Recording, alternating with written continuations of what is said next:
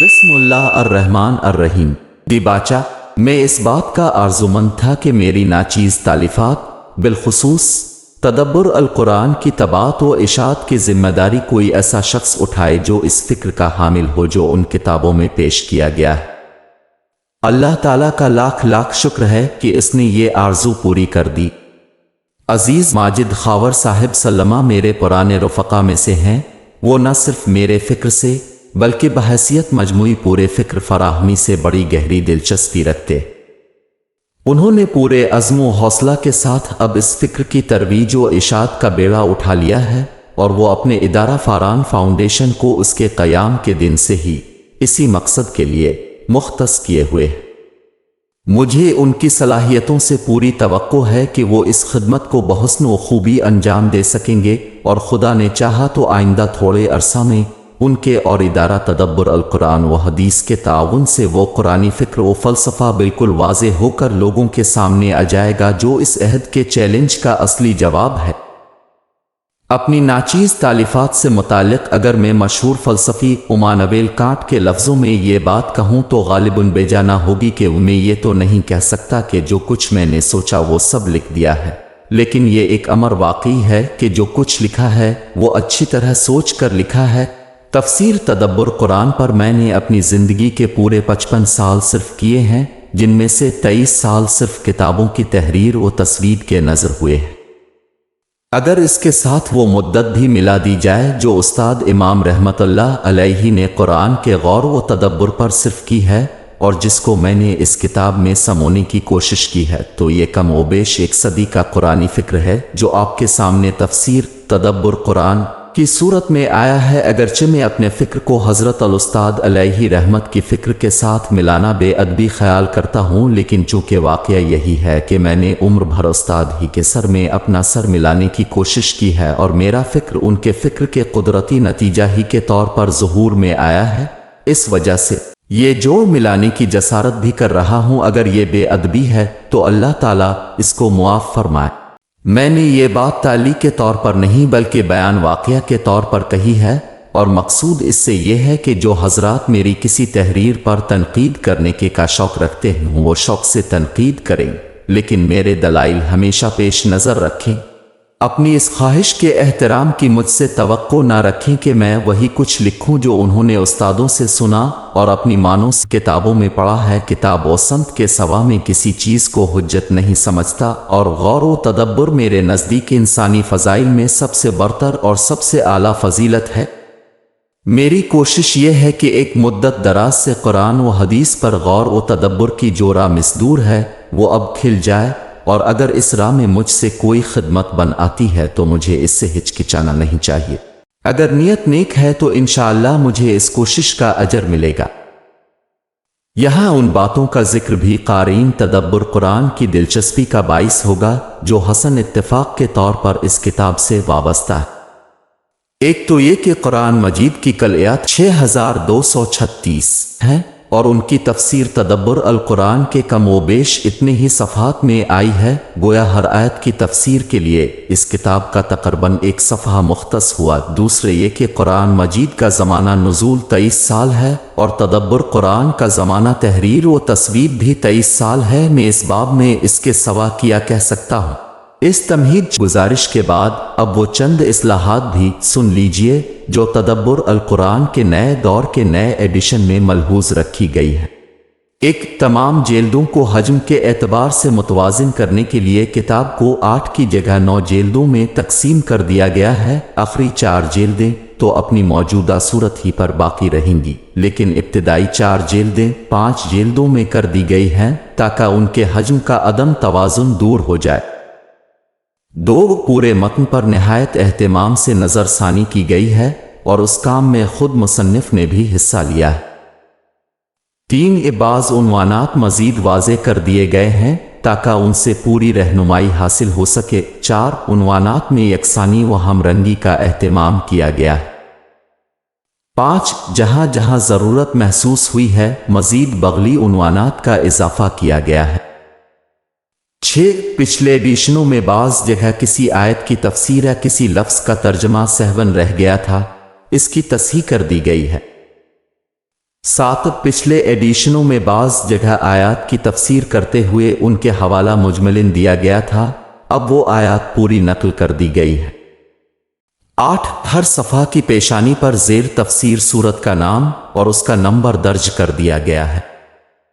9 हर जल्द के आखिर में नई मुफस्सल फहरिस्त मज़ामीन दी गई है।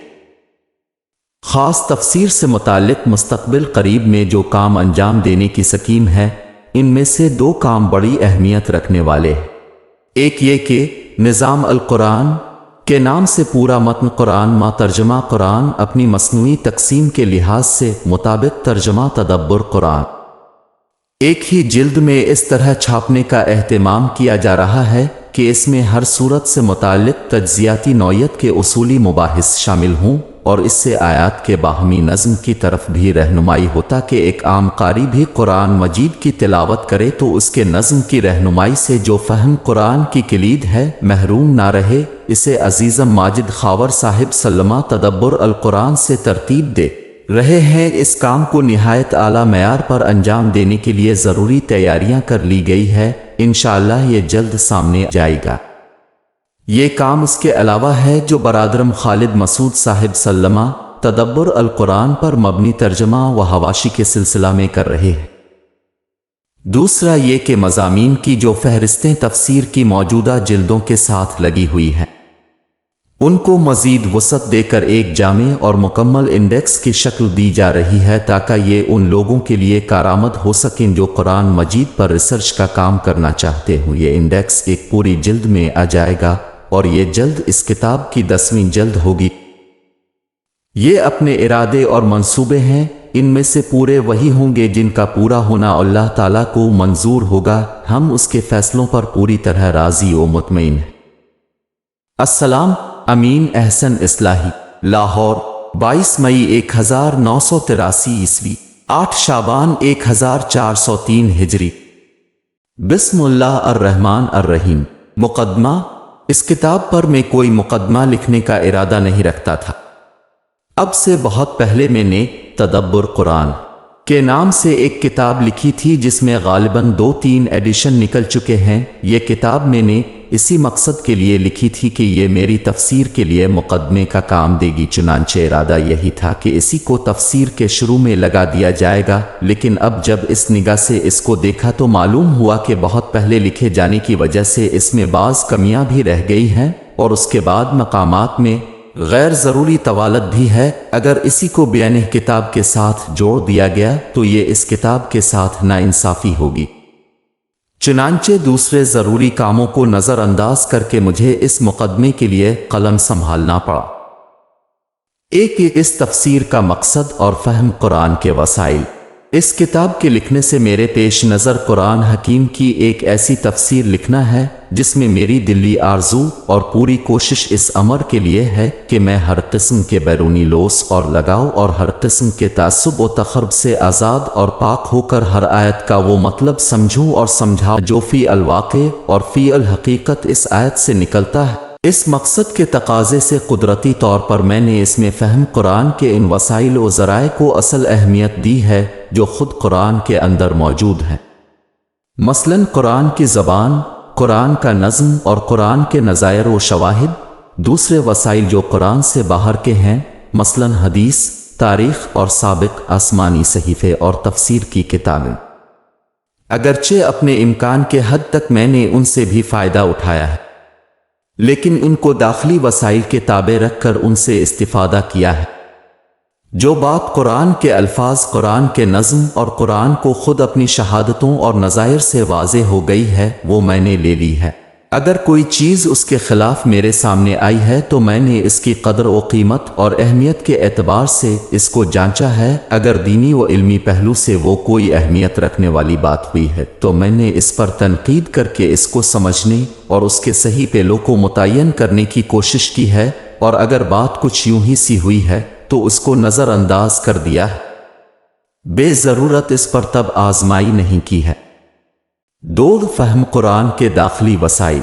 अब इख्तिसार के साथ मैं ये वाज़े करना चाहता हूँ कि मज़कूरा दोनों किस्म के वसाइल से मैंने इस किताब में किस किस तरह फ़ायदा उठाया है। पहले दाखिली वसाइल से मुतालिक कुछ बातें अर्ज़ करता हूँ।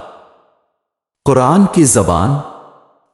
کی زبان عربی ہے، اور عربی بھی وہ عربی جو فصاحت و بلاغت کے اعتبار سے معجزے کی حد کو پہنچی ہوئی ہے۔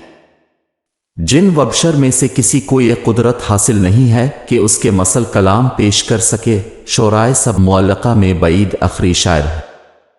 ان کے ایک شعر پر 100 عکاظ میں تمام شعرائے وقت نے ان کو سجدہ کیا، اور عرب کی روایت کے مطابق اعزاز کے طور پر ان کا قصیدہ خانہ کعبہ پر آویزاں کیا گیا۔ یہ لبید بعد میں مسلمان ہو گئے۔ مسلمان ہونے کے بعد انہوں نے شعر کہنا ترک کر دیا، جو شاعر تمام عرب شعراء کا مسجود، وقت کا ملک الشعراء، اور عرب کی فصاحت و بلاغت کا مظہر کامل ہو۔ اس کے یوں ترک شعر پر لوگوں کو بڑا تعجب ہوا۔ کسی نے ان سے پوچھا کہ اب آپ شعر نہیں کہتے؟ اس کے جواب میں انہوں نے فرمایا، کیا قرآن کے نازل ہو جانے کے بعد بھی اس کے لیے کوئی گنجائش باقی رہ گئی ہے؟ قرآن کے اعجاز بلاغت کے آگے سرفگندگی و سفر اندازی کا یہ اظہار و اعتراف اس عظیم شاعر کی طرف سے ہے، جو اپنے زمانے میں جیسا کہ گزرا عرب کی تمام فصاحت و بلاغت کا نشان و علم تھا۔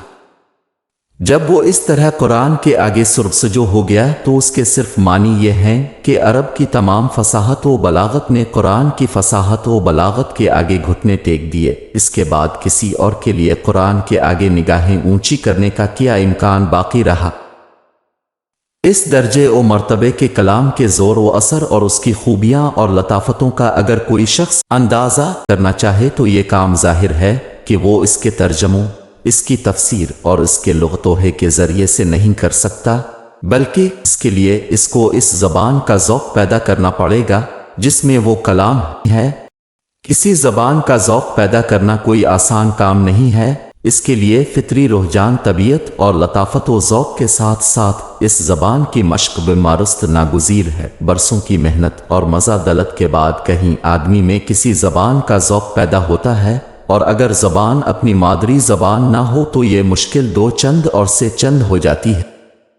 عربی زبان بالخصوص قرآن کی زبان کے معاملے میں ایک مشکل یہ بھی ہے کہ اس وقت وہ زبان کہیں بھی رائج نہیں ہے جس میں قرآن نازل ہوا ہے۔ عرب و عجم دونوں ہی میں اس وقت جو عربی پڑھی پڑھائی اور لکھی بولی جاتی ہے وہ اپنے اسلوب واندز، اپنے لب و لہجہ اور اپنے الفاظ و محاورات میں اس زبان سے بہت مختلف ہے جس میں قرآن ہے۔ ہمارے اپنے عربی مدرسوں میں جو عربی پڑھائی جاتی ہے وہ قلیوبی، نفع الیمن از زیادہ سے زیادہ حریری و تنبی کے قسم کی عربی ہے۔ عرب و شام اور مصر میں جو عربی رائج و مقبول ہے اس کا اندازہ ان ممالک کے رسائل و خبرات سے کیا جا سکتا ہے۔ یہ زبان عربی ضرور ہے لیکن قرآن کی زبان سے یہ اتنی مختلف ہے کہ اس کا ذوق نہ صرف یہ کہ قرآن کی زبان کا کوئی ذوق نہیں پیدا کرتا بلکہ قرآن سے یہ بیگانہ کرتا ہے۔ قرآن مجید جس زبان میں اترا ہے وہ نہ تو حریری اور بنی کی زبان ہے، نہ مصر و شام کے اخبارات و رسائل کی، بلکہ وہ استحصال زبان میں ہے جو عمر، القیس، عمرو بن کلثوم، زہیر اور لبید جیسے شعراء اور قیس بن سعیدہ جیسے بلند پایا خطیبوں کے ہاں ملتی ہے۔ اس وجہ سے جو شخص قرآن کی زبان کے ایجاز و اعجاز کا اندازہ کرنا چاہے اس کے لیے ضروری ہے کہ وہ دور جاہلیت کے شعر و ادبا کے کلام کے محاسن و معانیب کے سامنے کا ذوق پیدا کرے۔ اس کے بغیر کوئی شخص نہ تو یہ اندازہ کر سکتا ہے کہ قرآن عربی زبان کے محاسن کا کیسا کامل نمونہ ہے، اور نہ یہ سمجھ سکتا ہے کہ اس کے اندر وہ کیا سحر ہے جس نے تمام فصوحے اور لمبیغوں کو ہمیشہ کے لیے عاجز و درماندہ کر دیا ہے۔ اگرچہ اس بات میں شبہ نہیں ہے کہ زمانہ جاہلیت کے شاعروں اور خطیبوں کے کلام کا بڑا حصہ دست برد زمانہ کی نظر ہو گیا، لیکن پھر بھی اتنا ذخیرہ موجود ہے کہ اصل مقصد کے لیے کفالت کرتا ہے۔ پچھلے 50 سال میں بہت سے ایسے دوادین شائع ہو چکے ہیں جو پہلے ناپید تھے۔ شعراء کے کلام کے ایسے مجموعی بھی اب دستیاب ہیں جن میں کلام عرب کا بڑا ذخیرہ موجود ہے، اگرچہ ان کے اندر منحول کلام بھی شامل ہے، لیکن عربیت کا ذوق رکھنے والے آسانی سے ان کے خالص اور منحول میں امتیاز کر سکتے ہیں۔ خطبائے جاہلیت کے جواہر ریزوں کے لیے پہلے جاہز، مبرد اور ابن حدید وغیرہ کی کتابوں کی خوشہ چینی کرنی پڑتی تھی، اب یہ خطباب الگ کر کے شائع کر دیے گئے۔ غرض طالب اور قدر و دان کے لیے تربیت و ذوق کا کافی سامان موجود ہے۔ ضرورت ہمت اور شوق کی ہے۔ اس تمام دراز نفسی کو اس مفہوم میں نہ لیجیے کہ میں اس امر کا اظہار کرنا چاہتا ہوں کہ میرے اندر یہ ذوق موجود ہے۔ میرا مقصد صرف یہ ظاہر کرنا ہے کہ قرآن کی زبان کی نوعیت کیا ہے اور اس کے ادبی محاسن کو جانچنے اور تولنے کے لیے کسوٹی اور معیار کیا ہے۔ میں اس سلسلے میں جو کچھ کر سکا ہوں وہ صرف اس قدر ہے کہ میں نے اس تفسیر کے لیے قلم اٹھانے سے پہلے ادب جاہلی کے اس تمام ذخیرے کو اچھی طرح پڑھ لیا ہے جو مجھے دستیاب ہو سکا ہے، اور جو قرآن کی کسی ادبی نحو اور معنوی شکل کے حل کرنے میں کسی پہلو سے مددگار ہو سکتا ہے۔ میں بے تکلف یہ بات بھی اس موقع پر ظاہر کر دینا چاہتا ہوں کہ یہ کچھ بھی میں نے کیا ہے اس میں زیادہ دخل مجھے نہیں بلکہ میرے استاذ مولانا فراہی رحمت اللہ علیہ ہے۔ انہوں نے اس طرح کی ساری چیزیں پڑھ کر قرآن کی تفسیر میں کام آنے والی ہر چیز کی نشان زد کر دیا تھا۔ میرا کارنامہ صرف اس قدر ہے کہ میں نے ان چیزوں کو اچھی طرح ہضم کر لیا اور قرآن کی مشکلات حل کرنے، اس کا اسالیب و محاورات کو جانچنے اور اس کی لطافتوں اور نزاکتوں کو پرکھنے میں ان سے فائدہ اٹھایا ہے۔ صرف زبان و اسلوب ہی کے معاملے میں نہیں بلکہ اہل عرب کے معروف و منکر، ان کی معاشرتی زندگی کی خصوصیات، ان کی سوسائٹی میں خیر و شر کے معیارات، ان کی سماجی، تمدنی اور سیاسی نظریات، روزمرہ کی زندگی میں ان کی دلچسپیاں اور مشاغل، ان کے مذہبی رسوم و تعقیدات، غرض اس طرح کی ساری چیزوں کے سمجھنے میں جو مدد ان کے لٹریچر سے ملتی ہے وہ کسی دوسری چیز سے نہیں ملتی۔ ان چیزوں سے صحیح واقفیت اس شخص کے لیے نہایت ضروری ہے جو قرآن کے ارشادات و تلمحات اور اس کی تعریفات و کنایات کو اچھی طرح سمجھنا اور دوسروں کو سمجھانا چاہتا ہو۔ قرآن نے اس طرح کی ساری ہی چیزوں سے تعرض کر کے ان کے اندر جو خیر تھا اس کو اجاگر کیا ہے، جو شر تھا اس کو مٹا دیا ہے۔ اس وجہ سے اس نئے کلام میں ایسے اشارے اور کنائے بار باز آتے ہیں جن کی پوری وضاحت اس وقت تک مشکل ہے جب تک اسلام کی اصلاحات کے ساتھ ساتھ آدمی جاہلیت کی بدعت سے بھی واقف نہ ہو۔ مسئلے کو واضح کرنے کے لیے بعض مثالیں پیش کرنا مناسب ہوتا، لیکن تفسیر میں جگہ جگہ اس کی مثالیں آئیں گی، اس وجہ سے یہاں صرف اشارے پر اکتفا کرتا ہوں۔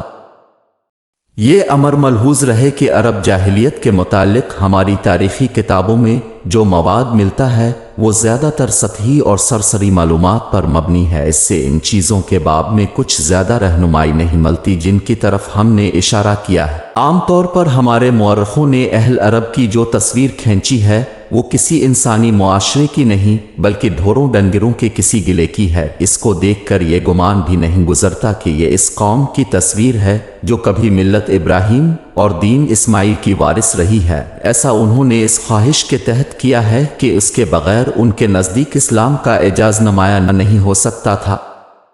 ان کے خیال میں اسلام کا اعجاز یہ ہے کہ ان ڈھوروں ڈنگروں کا ایک گلہ لیا اور تمام عالم پر اس کا پلہ بھاری کر دیا۔ اس بات کا ایک پہلو اگرچہ صحیح ہے لیکن اس میں ایک دوسرا پہلو نظر انداز ہو گیا ہے، وہ یہ کہ عرب فی الواقع ایسے ہی ڈھورو ڈنگر ہوتے تو وہ قرآن جیسی کتاب کے حامل کیسے بن سکتے؟ میرے سامنے چونکہ ابتدا ہی سے یہ سوال رہا ہے، اس وجہ سے مجھے تاریخ کی کتابوں سے قطع نظر کر کے عرب جاہلیت کے لٹریچر میں ان کی تصویر کا حسن وقبہ دونوں دیکھنے کی کوشش کرنی پڑی، اور اس کوشش سے میری معلومات میں جو اضافہ ہوا میں نے اس تفسیر میں اس سے پورا فائدہ اٹھایا ہے۔ اس تفصیل سے یہ بات واضح ہو گئی کہ میں نے زبان کے مسئلے کو محدود و مفہوم میں نہیں بلکہ نہایت وسیع مفہوم میں لیا ہے۔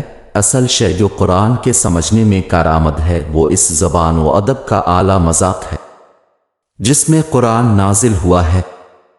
جس میں یہ مذاق نہ ہو وہ محض لغت کی ورق گردانی سے قرآن کے محاسن کا اندازہ نہیں کر سکتا۔ لوگ مجھ سے اکثر سوال کرتے رہتے ہیں کہ قرآن کی مشکلات حل کرنے میں کسی لغت پر وہ اعتماد کرے۔ اس سوال سے ظاہر ہوتا ہے کہ لوگ یہ گمان رکھتے ہیں کہ اگر ان کو کوئی حسب منشا لغت مل گیا تو قرآن کی مشکلات کے لیے ان کو کلید ہاتھ آ جائے گی۔ حالانکہ یہ خیال بالکل غلط ہے۔ زبان کا مذاق رکھنے والے کے لیے تو لغت بے شک ایک کارآمد چیز ہے، لیکن جس میں یہ مذاق پیدا نہیں ہوا ہے اس کے لیے لغت ایک بے سود شے ہے۔ میں نے جس لغت سے سب سے زیادہ فائدہ اٹھایا ہے وہ لسان العرب ہے۔ اس کی وجہ یہ ہے کہ صاحب لسان استعمالات اور شواہد و نظائر کے ذریعے سے اکثر لفظ کے مختلف پہلو واضح کر دیتے ہیں۔ یہ چیز بہت مفید ہے۔ میرے نزدیک لسان کی اہمیت اسی پہلو سے ہے اور اسی مقصد کے لیے اس کی مراجعت کرنی چاہیے۔ بعض اوقات قرآن کے کسی لفظ کے تحت اہل تعویل کے اقوال جو وہ نقل کر دیتے ہیں ان کی کوئی اہمیت نہیں ہے، لیکن عام لوگ اسی کو بڑی تحقیق سمجھتے ہیں۔ امام راغب کی مفردات کو بعض لوگ بڑا درجہ دیتے ہیں۔ اس اعتبار سے توفی الواقع اس کا بڑا درجہ ہے کہ وہ خالص قرآن کا لغت ہے، لیکن حل مشکلات کے سلسلے میں جب کبھی میں نے اس کی مراجعت کی تو مجھے اس سے مایوسی ہی ہوئی۔ نظم کلام کسی کلام کا ایسا جزو لا ينفک ہوتا ہے کہ اس کے بغیر کسی عمدہ کلام کا تصور ہی نہیں کیا جا سکتا۔ لیکن یہ عجیب ستم ظریفی ہے کہ قرآن جس کی فصاحت و بلاغت کا معجزہ قرار دیا جاتا ہے اور جو فی الواقع معجزہ ہے، ایک بہت بڑے گروہ کے نزدیک نظم سے بالکل خالی کتاب ہے۔ ان کے نزدیک نہ ایک صورت کا دوسری صورت سے کوئی ربط و تعلق ہے، نہ ایک صورت کی مختلف آیات میں باہم کوئی مناسبت و موافقت ہے، بس مختلف آیات مختلف صورتوں میں بغیر کسی مناسبت کے جمع کر دی گئی ہے۔ حیرت ہوتی ہے کہ ایسا فضول خیال ایک ایسی عظیم کتاب کے متعلق لوگوں کے اندر کس طرح جاگز ہو گیا ہے، جس کے متعلق دوست دشمن دونوں ہی کو اعتراف ہے کہ اس نے دنیا میں ہلچل پیدا کر دی، اذہان و قلوب بدل ڈالے، فکر و عمل کی نئی بنیادیں استوار کیں اور انسانیت کو ایک نیا جلوہ دیا۔ اگر فی الواقع قرآن میں کوئی نظم و ترتیب نہیں ہے تو پھر تو بہترین ترتیب نزولی ہوتی۔ جس ترتیب سے آیتیں نازل ہوئی تھیں اسی ترتیب کے ساتھ مصحف میں جمع کر دی جاتی، لیکن ہر شخص جانتا ہے کہ مصحف کی ترتیب نزولی نہیں ہے، بلکہ حضرت صلی اللہ علیہ وسلم کی خاص ہدایت کے تحت خاص آیات کے لیے خاص مواقع معین کیے گئے۔ دوسری مناسب ترتیب مقداری ہو سکتی تھی، یعنی آیتیں برابر کی مقدار میں مختلف صورتوں میں جمع کر دی جاتی، لیکن ہر شخص دیکھ سکتا ہے کہ یہ صورت بھی نہیں ہے، بلکہ صورتیں چھوٹی بھی ہیں اور بڑی بھی، اور کتنی ہی چھوٹی صورتیں ہیں جو اپنی سے بڑی صورتوں پر مقدم ہیں۔ یہ صورتوں کی حد بندی بھی اسی صورت میں کچھ غیر ضروری سی ہو کر رہ جاتی ہے، اس لیے کہ حفاظ کی سہولت کے لیے تو یہ پاروں کی حد بندی کافی تھی، لیکن ہر صاحب علم کو معلوم ہے کہ صورتوں کی حد بندی اور ان کی ترتیب تمام تر نبی صلی اللہ علیہ وسلم کی ہدایات کے تحت عمل میں آئی حدر نحل کے پاروں کی تقسیم بہت بعد کی چیز ہے۔ اس خیال کی انہی کمزوریوں کی وجہ سے شروع ہی سے ہمارے ہاں علماء کا ایک ایسا گروہ بھی رہا ہے جو قرآن میں نظم کا بڑی شدت سے قائل رہا ہے، اور اس گروہ کے بعض اکابر نے اس موضوع پر کتابیں بھی لکھی ہیں۔ علامہ سعود رحمت اللہ اتقان میں لکھتے ہیں، علامہ ابو جعفر بن زبیر شیخ ابو حیان نے نظم قرآن پر ایک خاص کتاب لکھی اور اس کا نام البرہان فی مناسب ترتیب والقرآن رکھا، اور ہمارے ہم عصروں میں سے شیخ برہان الدین بقا کی تفسیر نظم لا رد فی تناسب علی والسور بھی اسی اصول پر لکھی گئی ہے۔ علامہ سعود رحمت اللہ نے خود اپنی ایک کتاب کا بھی حوالہ دیا ہے جس میں انہوں نے نظم قرآن کے علاوہ قرآن کے معجزہ ہونے کے پہلو بھی واضح کیے۔ اسی سلسلے میں نظم قرآن کی اہمیت کا اعتراف وہ ان لفظوں میں کرتے ہیں، ترتیب اور نظم کا علم ایک نہایت اعلیٰ علم ہے، لیکن اس کے مشکل ہونے کے سبب سے مفسرین نے اس کی طرف بہت کم توجہ کی ہے۔ امام فخر الدین کو اس چیز کا سب سے زیادہ اہتمام رہا ہے۔ ان کا قول یہ ہے کہ حکمت قرآن کا اصلی خزانہ اس کے نظم و ترتیب ہی میں چھپا ہوا ہے۔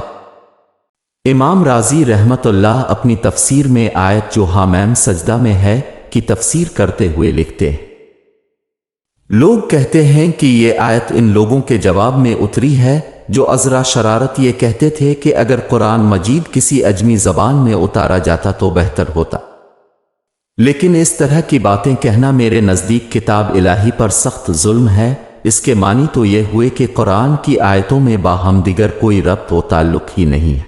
حالانکہ یہ کہنا قرآن حکیم پر بہت بڑا اعتراض کرنا ہے، ایسی صورت میں قرآن کو معجزہ ماننا تو الگ رہا، اس کو ایک مرتب کتاب کہنا بھی مشکل ہے۔ میرے نزدیک صحیح بات یہ ہے کہ یہ صورت شروع سے لے کر آخر تک ایک مربوط کلام ہے۔ اس کے بعد تقریباً 18 سطروں میں صورت کی اجمالی تفسیر اور اس کا نظم بیان کر کے فرماتے ہیں کہ ہر مصنف جو حق پسند ہے تسلیم کرے گا کہ اگر صورت کی تفسیر اس طرح کی جائے جس طرح ہم نے کی ہے تو پوری صورت ایک ہی مضمون کی حامل نظر آئے گی اور اس کی تمام آیتیں ایک ہی حقیقت کی طرف اشارہ کریں گی۔ اسی سلسلہ کی ایک نہایت اہم شخصیت علامہ مخدوم محاسمی رحمت اللہ بھی ہیں۔ ان کی تفسیر تفسیر الرحمن و تیسیر المنان تفسیر محاسمی رحمت اللہ کے نام سے نہایت مشہور ہے۔ اس میں انہوں نے اپنے ذوق کے مطابق آیات کا نظم بیان کرنے کی کوشش کی ہے۔ اسی مسلک کے علم بردار ایک عالم علامہ ولی الدین ملوی رحمت اللہ ہیں۔ نظم قرآن سے متعلق ان کا ارشاد یہ ہے، جو لوگ یہ خیال کرتے ہیں کہ قرآن مجید کا نزول چونکہ حالات کے تقاضوں کے تحت تھوڑا تھوڑا کر کے ہوا ہے، اس وجہ سے اس میں نظم نہیں تلاش کرنا چاہیے، ان کو دھوکا ہوا ہے۔ قرآن مجید کا نزول بلا شبہ حسب حالات جستہ ہوا ہے، لیکن اس کی ترتیب میں نہایت گہری حکمت ملحوظ ہے۔ اس تفصیل سے یہ امر واضح ہے کہ نظم قرآن سے متعلق ایک گروہ میں اگر غلط خیال موجود رہا ہے تو شروع ہی سے ایک ایسا گروہ بھی موجود ہے جس کا نظریہ بالکل صحیح ہے اور اس نے اپنے نظریے کے مطابق کتاب الہی کی خدمت کرنے کی بھی کوشش کی ہے۔ پھر یہ بات بھی ذہن میں رکھنے کی ہے کہ جو لوگ نظم کے منکر ہیں وہ اس وجہ سے نہیں منکر ہوئے ہیں کہ ان کے پاس انکار نظم کی کوئی دلیل موجود تھی یا وہ بے نظمی ہی کو کلام کا کوئی ہنر سمجھتے تھے، بلکہ اس کی وجہ صرف یہ ہے کہ انہیں قرآن مجید میں جگہ جگہ بے نظمی محسوس ہوئی اور وہ اس کا کوئی حل نہ پا سکے، تو جو کمزور سے کمزور آڑ بھی انہیں ملی اس میں انہوں نے پناہ لے لی۔ اگرچہ ان کے لیے صحیح روش تو یہ تھی کہ وہ یہ قرآن کو متہم کرنے کے بجائے سارا الزام اپنی کوتاہی ہمت پر لیتے، لیکن انصاف کیجیے تو باتیں ان کے حق میں بھی جاتی ہے جن کے سبب سے ان کو معذور قرار دینا پڑتا ہے۔ ایک تو یہ کہ نظم قرآن کی تلاش ہے ہی ایسا کام کہ ہر شخص اس کو ہے کنی کے لیے اپنی زندگی وقف نہیں کر سکتا۔ دوسری یہ کہ جن لوگوں نے قرآن میں نظم کو دعویٰ کیا ان کی خدمات کے اعتراف کے باوجود یہ کہنا پڑتا ہے کہ وہ کوئی ایسی چیز نہیں پیش کر سکے جو اس راہ میں قسمت آزمائی کرنے والوں کا حوصلہ بڑھاتی۔ اوپر جن بزرگ مصنفوں کے اقوال و ارشادات نقل ہوئے ہیں ان میں سے 3 بزرگوں کی کتابوں سے استفادہ کا موقع مجھے نصیب ہوا ہے۔ میں بلا کسی ارادہ تحقیر کے عرض کرتا ہوں کہ ان میں سے کسی کی کتاب سے بھی مجھے کسی مشکل کے حل کرنے میں کوئی مدد نہیں ملی۔ محاسمی رحمت اللہ اور رازی رحمت اللہ کی تفسیریں عرصے تک میرے مطالعے میں رہی ہیں، بلکہ رازی رحمت اللہ کی تفسیر تو اب بھی پیش نظر رہتی ہے۔ یہ حضرات جس قسم کا نظم بیان کرتے ہیں اس کے متعلق یہ کہنا شاید بے جانا ہو کہ اس قسم کا نظم ہر 2 غیر متعلق چیزوں میں جوڑا جا سکتا ہے۔ اصل ضرورت اس چیز کی تھی کہ لوگوں کے سامنے کوئی ایسی چیز آتی جو قرآن کی نظم کو اس طرح واضح کر دیتی کہ ہر صاف ذہن قاری کو وہ اپنے دل کی آواز معلوم ہونے لگتی، لیکن اس طرح کی کوئی چیز نہ صرف یہ کہ لوگوں کے سامنے آئی نہیں بلکہ جو چیزیں آئیں وہ جیسا کہ ہم نے اشارہ کیا مایوس کن ثابت ہوئیں۔ نتیجہ یہ ہوا کہ لوگوں نے نظم کی تلاش کو کندن کا ہے برے وردن کا مصداق سمجھ لیا۔ اس راہ میں سب سے پہلی کامیاب کوشش کی سعادت میرے استاذ مولانا حمید الدین فراہی رحمت اللہ کو حاصل ہوئی۔ مولانا نے بے شک اس کے حق میں نہایت مؤثر و دل نشین دلائل بھی دیے اور متعدد صورتوں کی تفسیر بھی انہوں نے لکھی، جس کا مطالعہ کیجیے تو معلوم ہوگا کہ ہر صورت نہایت حسین نظم کا نہایت دل آویز پیکر ہے۔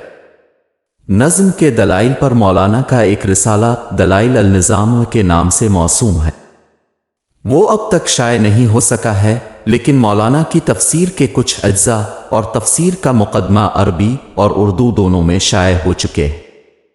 جو ذہین اور مصنف مزاج آدمی بھی ان کا مطالعہ کرے گا وہ 2 باتوں کا اعتراف کیے بغیر نہیں رہ سکتا۔ ایک تو اس بات کا کہ قرآن مجید کے اندر نظم کا انکار قرآن پر بہت بڑا ظلم ہے، دوسری اس بات کا کہ قرآن کے معرف و حکم کا اصل خزانہ در حقیقت اس کے نظم ہی کے اندر پوشیدہ ہے۔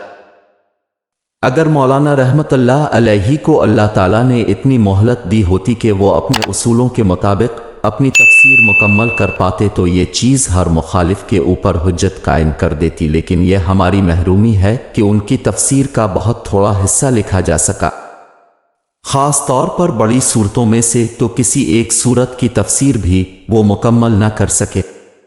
یہ چیز بعض لوگوں کے ذہن میں کھٹک پیدا کرتی ہے کہ ممکن ہے مولانا کی چھوٹی صورتوں کے نظم بیان کرنے میں جو کامیابی ہوئی ہے وہ کامیابی ان کو بڑی صورتوں کے نظم کھولنے میں نہ ہوتی۔ اس میں شبہ نہیں کہ بعض بڑی صورتیں مثلاً بقرہ اور العمران میں بظاہر نظم کی جو مشکلات نظر آتی ہیں، چھوٹی صورتوں میں اس طرح کی مشکلات نہیں ہیں۔ خاص طور پر بقرہ تو سمجھیے کہ ہمت شکن مشکلات کا مجموعہ ہے۔ میں نے اسی خیال سے جب تفسیر پر کام شروع کیا تو اس کا آغاز فاتحہ سے کیا کہ اگر اللہ تعالیٰ کی رہنمائی اور توفیق بخشی سے میں بقرہ اور العمران کی مشکلات حل کرنے میں کامیاب ہو گیا تو یہ چیز لوگوں کا تردد دور کرنے میں بڑی مؤثر ثابت ہوگی۔ مجھے اس کوشش میں کس حد تک کامیابی ہوئی ہے اس کا صحیح اندازہ تو اس کتاب کا مطالعہ کرنے والے ہی کر سکیں گے۔ میں جو کچھ عرض کر سکتا ہوں وہ یہ ہے کہ میں نے کسی مقام میں یہ بات بنانے کی کوشش نہیں کی ہے، بلکہ جو کچھ بھی لکھا ہے اس پر میرا ذہن اور ضمیر پوری طرح مطمئن ہے۔ امکان ہے تو دو باتوں کا جن سے میں اپنے آپ کو بری قرار نہیں دے سکتا، ایک اس کا کہ کہیں میری عقل نے ٹھوکر کھائی ہو اور میں بات کو سمجھ نہ سکا ہوں، دوسرے اس کا کہ کسی مسئلے کو کھولنے میں میرے قلم نے میری پوری مدد نہ کی ہو جس کے سبب سے بات ادھوری رہ گئی ہو۔ دو سوال اور ان کے جواب۔ بعض لوگ جب نظم کی قدر و قیمت سے اچھی طرح واقف نہیں ہے وہ عموماً اس مسئلے پر گفتگو کرتے ہوئے دو سوال اٹھاتے ہیں، ایک یہ کہ نظم اگر ہے بھی تو اس کی حیثیت نکات اور لطائف کی ہے، اس کے اوپر قرآن کے سمجھنے اور نہ سمجھنے کا انحصار نہیں ہے، پھر اس پر اس شدت سے زور دینے کی کیا ضرورت ہے؟ دوسرا یہ کہ اگر قرآن میں نظم ہے تو آخر وہ اس قدر مخفی قسم کا کیوں ہے کہ صرف خال لوگ ہی اس کا سراغ لگانے میں کامیاب ہو سکے، اور وہ بھی برسوں کی جانکاری اور دماغ سوزی کے بعد۔ یہاں مختصر طور پر ہم ان دونوں سوالوں کے جواب بھی عرض کر دینا چاہتے ہیں۔ نظم کی قدر و قیمت۔ نظم کے متعلق یہ خیال بالکل غلط ہے کہ وہ محض علمی لطائف کے قسم کی ایک چیز ہے جس کی قرآن کے اصل مقصد کے نقطہ نظر سے کوئی خاص قدر و قیمت نہیں۔ ہمارے نزدیک تو اس کی اصل قدر قیمت یہی ہے کہ قرآن کے علوم اور اس کی حکمت تک رسائی اگر ہو سکتی ہے تو اسی کے واسطے سے ہو سکتی ہے۔ جو شخص نظم کی رہنمائی کے بغیر قرآن کو پڑھے گا وہ زیادہ سے زیادہ جو حاصل کر سکے وہ کچھ منفرد احکام اور منفرد قسم کی ہدایات ہیں۔ اگرچہ ایک اعلیٰ کتاب کے منفرد احکام اور اس کے مفرد ہدایات کی بھی بڑی قدر و قیمت ہے، لیکن آسمان زمین کا فرق ہے اس بات میں کہ اب طب کی کسی کتاب المفردات سے چند جڑی بوٹیوں کے کچھ اثرات و خواص معلوم کر لیں، اور اس بات میں ایک حاذق طبیب ان اجزاء سے کوئی کیمیا اثر نسخہ ترتیب دے دے۔ تاج محل کی تعمیر میں جو مصالحہ استعمال ہوا ہے وہ الگ الگ دنیا کی بہت سی عمارتوں میں استعمال ہوا ہوگا، لیکن اس کے باوجود تاج محل دنیا میں ایک ہی ہے۔ میں بلا تشبیہ یہ بات عرض کرتا ہوں کہ قرآن حکیم بھی جن الفاظ اور فقروں سے ترکیب پایا ہے وہ بہرحال عربی لغت اور عربی زبان ہی سے تعلق رکھنے والے ہیں، لیکن قرآن کی لاہوتی ترتیب نے ان کو وہ جمال و کمال بخش دیا ہے کہ اس زمین کی کوئی چیز بھی ان کا مقابلہ نہیں کر سکتی۔ جس طرح خاندانوں کے شجر یہوتی ہیں اسی طرح نیکیوں اور بدیوں کے بھی شجر ہیں۔ بعض اوقات ایک نیکی کو ہم معمولی نیکی سمجھتے ہیں، حالانکہ اس نیکی کا تعلق نیکیوں کے اس خاندان سے ہوتا ہے جس سے تمام بڑی نیکیوں کی شاخیں پھوٹتی ہیں۔ اسی طرح بسا اوقات ایک برائی کو ہم معمولی برائی سمجھتے ہیں، لیکن وہ برائیوں کے اس کنبے سے تعلق رکھنے والی ہوتی ہے جو تمام مہلک بیماریوں کو جنم دینے والا کنبہ ہے۔ جو شخص دین کی حکمت سمجھنا چاہے اس کے لیے ضروری ہے کہ وہ خیر و شر کے ان تمام مراحل و مراتب سے اچھی طرح واقف ہو، ورنہ اندیشہ ہے کہ وہ دکھ کا پتہ دینے والی بیماری کو نزلے کا پیش خیمہ سمجھ بیٹھے اور نزلے کی آمد کو دکھ کا مقدمہ الجیش قرار دے دے۔ قرآن کی یہ حکمت اجزائے کلام سے نہیں بلکہ تمام تر نظم کلام سے واضح ہوتی ہے۔ اگر ایک شخص ایک سورت کی الگ الگ آیتوں سے تو واقف ہو لیکن کہ سورت کے اندر ان آیتوں کے باہمی حکیمانہ نظم سے واقف نہ ہو تو اس حکمت سے وہ کبھی آشنا نہیں ہو سکتا۔ اسی طرح قرآن نے مختلف صورتوں میں مختلف اصولی باتوں پر آفاقی بنفصل تاریخی دلائل بیان کیے ہیں۔ یہ دلائل نہایت حکیمانہ ترتیب کے ساتھ بیان ہوئے ہیں۔ جس شخص پر یہ ترتیب واضح ہو وہ جب اس سورت کی تدبر کے ساتھ تلاوت کرتا ہے تو وہ یہ محسوس کرتا ہے کہ زیر بحث موضوع پر اس نے ایک نہایت جامع، مدلل اور شرح صدر بخشے ہونے والا خطبہ پڑھا۔ اس کے برعکس جو شخص اس ترتیب سے بے خبر ہو وہ اجزاء سے اگرچہ واقف ہوتا ہے لیکن اس حکمت سے وہ بالکل ہی مرحوم رہتا ہے جو اس صورت میں بیان ہوئی ہوتی۔ یہ تو اس مسئلے کا علمی و نظری پہلو ہوا، اس کا سیاسی اور اجتماعی پہلو بھی نہایت اہم ہے۔ ہر شخص جانتا ہے کہ اس ملت مسلمہ کی شیرازہ بندی قرآن مجید کی حبل اللہ المتین ہی کے ذریعے سے ہوئی ہے اور تمام مسلمانوں کو یہ ہدایت کی گئی ہے کہ وہ سب مل کر اس رسی کو مضبوطی سے پکڑیں اور متفرق نہ ہوں۔ اس ہدایت کا یہ فطری تقاضا ہے کہ ہمارے درمیان جتنے بھی اختلاف پیدا ہوں ہم ان کے فیصلے کے لیے رجوع قرآن کی طرف کریں، لیکن یہ ہماری بدقسمتی ہے کہ خود قرآن کے بارے میں ہماری رائے متفق نہیں ہے۔ ایک آیت کی تعویل میں نہ جانے کتنے اقوال ہیں اور ان اقوال میں سے اکثر ایک دوسرے سے متناقض ہیں، لیکن کوئی چیز ہمارے پاس ایسی نہیں ہے جو یہ فیصلہ کر سکے ان میں سے کون سا قول حق ہے۔ کسی کلام کی تعویل میں اختلاف واقع ہو تو اس اختلاف کو رفع کرنے کے لیے سب سے زیادہ اطمینان بخش چیز اس کا سیاق و سباق اور نظام ہی ہو سکتا ہے، لیکن قرآن کے معاملے میں یہ مصیبت ہے کہ لوگ اس کے اندر کسی نظم کے قائل ہی نہیں۔ اس کا نتیجہ یہ ہوا کہ ہمارے ہاں جو اختلاف پیدا ہوا اس نے اپنا مستقل علم گاڑ دیا۔ ہماری فقہ کے بہت سے اختلافات صرف بات کو اس کے سیاق اور نظم میں نہ دیکھنے سے پیدا ہوئے ہیں۔ اگر سیاق و نظم کو ملحوظ رکھا جائے تو اکثر مقامات ایسے ہیں جہاں ایک قول کے سوا کسی دوسرے قول کے لیے کوئی گنجائش ہی نہیں نکل سکتی۔ فقہی اختلاف سے زیادہ سنگین معاملہ گمراہ فرقوں کی ضلالتوں کا ہے۔ ہمارے اندر جتنے بھی گمراہ فرقے پیدا ہوئے ہیں ان میں سے اکثر نے قرآنی آیات ہی کا سہارا لیا ہے، ایک آیت کو اس کے سیاق و سباق سے کاٹا اور پھر جو جی میں آیا اس کے اندر معنی پہنا دیے۔ ظاہر ہے کہ ایک کلام کو اس کے نظم و سیاق و سباق سے الگ کر کے اس کے اندر اب معنی پہنانے چاہیے تو بہت سے معنی پہنا سکتے ہیں، جن میں سے بعض ایسے بھی ہو سکتے ہیں جن کا تصور اس قول کا کہنے والا کبھی نہیں کر سکتا۔ اگر طوالت کا اندیشہ نہ ہوتا تو میں یہاں بہت سی ایسی آیتوں کا حوالہ دے سکتا ہوں جو تحریروں اور تقریروں میں نہایت غلط بلکہ گمراہ کن معنوں میں استعمال ہو رہی ہیں، لیکن کسی کو بھی یہ توفیق نہیں ہوتی کہ ذرا تکلیف کر کے یہ دیکھ لے کہ آیت کس موقع محل کی ہے اور اس کا سیاق و سباق کیا ہے۔ قرآن کے معاملے میں جیسا کہ میں نے عرض کیا ان کے نزدیک نظم اور موقع محل کا کوئی سوال ہی سرے سے نہیں ہے۔ میں نے اس تفسیر میں چونکہ نظم کلام کو پوری اہمیت دی ہے اس وجہ سے ہر جگہ میں نے ایک ہی قول اختیار کیا ہے، بلکہ اگر میں اس حقیقت کو صحیح لفظوں میں بیان کروں تو مجھے یوں کہنا چاہیے کہ مجھے ایک ہی قول اختیار کرنے پر مجبور ہونا پڑا ہے، کیونکہ نظم کی رعایت کے بعد مختلف وادیوں میں گردش کرنے کا کوئی امکان ہی باقی نہیں رہ جاتا۔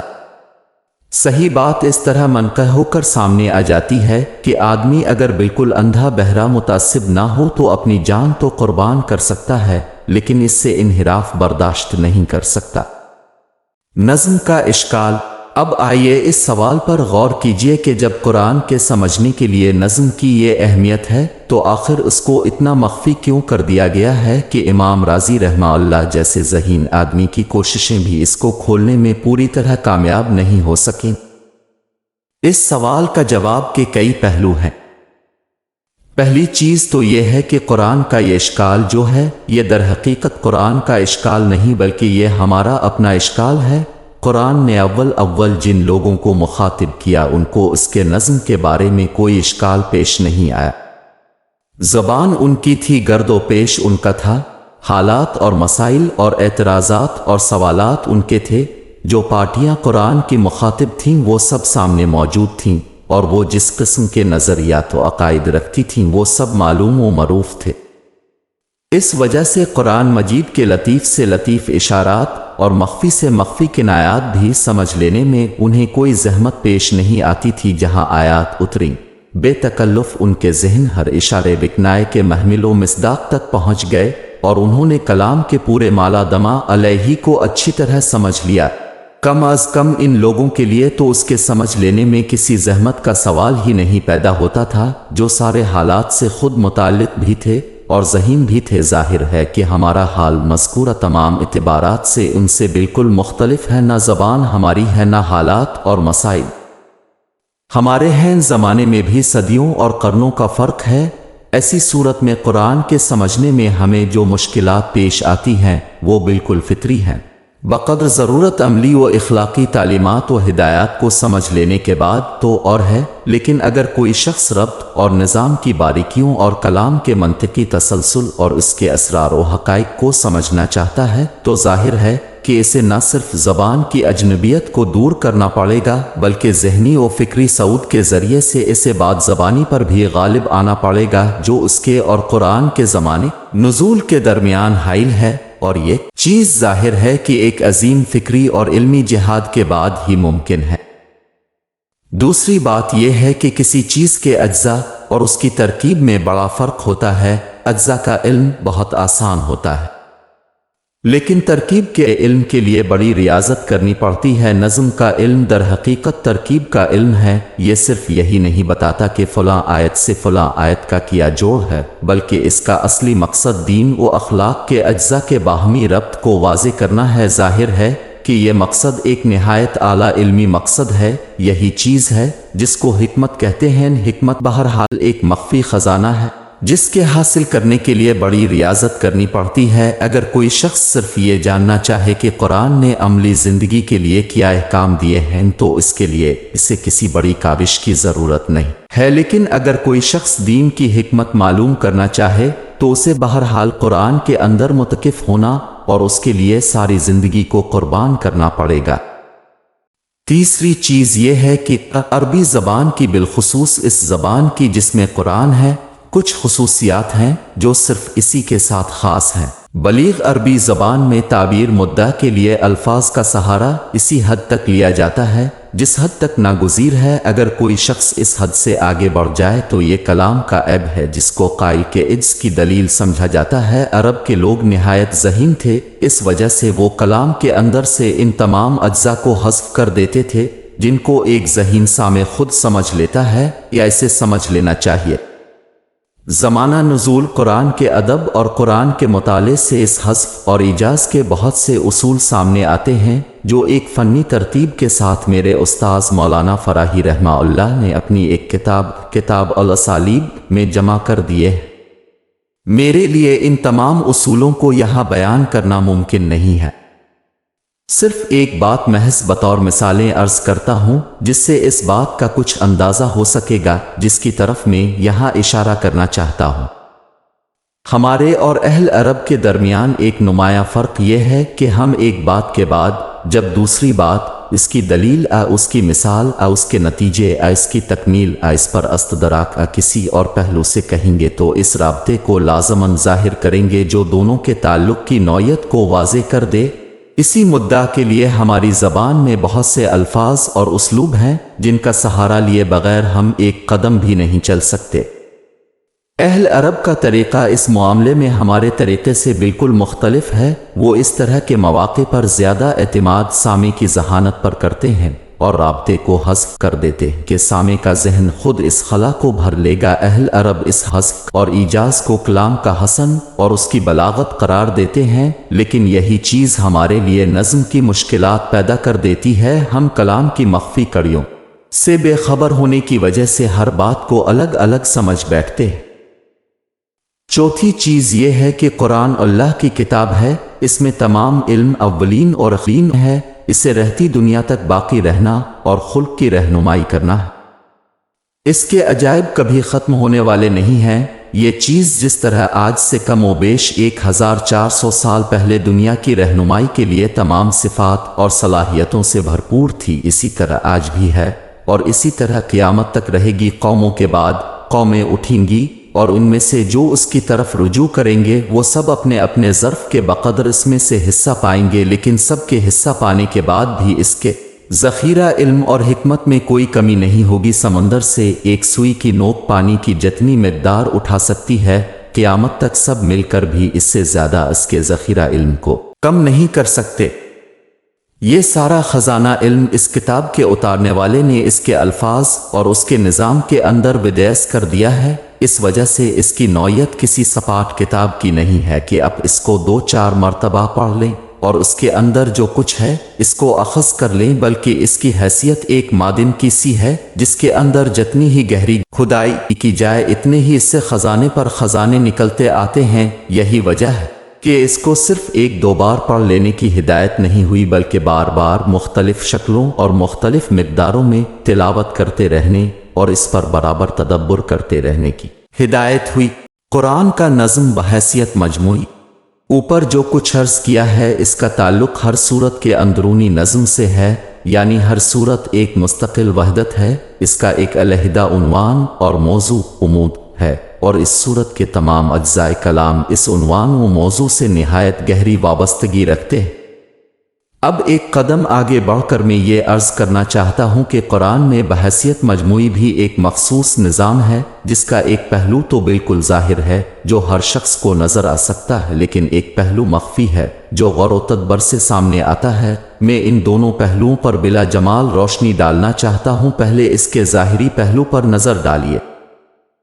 قرآن کے مجموعی نظام کا ظاہری پہلو، اگر آپ سورتوں کی اس ترتیب پر ایک نظر ڈالیں جس ترتیب سے وہ مصحف میں ہے، تو ایک چیز آپ کو بالکل صاف نظر آئے گی کہ قرآن میں مکی اور مدنی سورتوں کے ملے جلے 7 گروپ بن گئے ہیں، جن میں سے ہر گروپ ایک سے زائد مکی سورتوں سے شروع ہوتا ہے اور ایک سے زیادہ مدنی سورتوں پر تمام ہوتا ہے۔ ہر گروپ میں پہلے مکی سورتیں ہیں، ان کے بعد مدنی سورتیں ہیں۔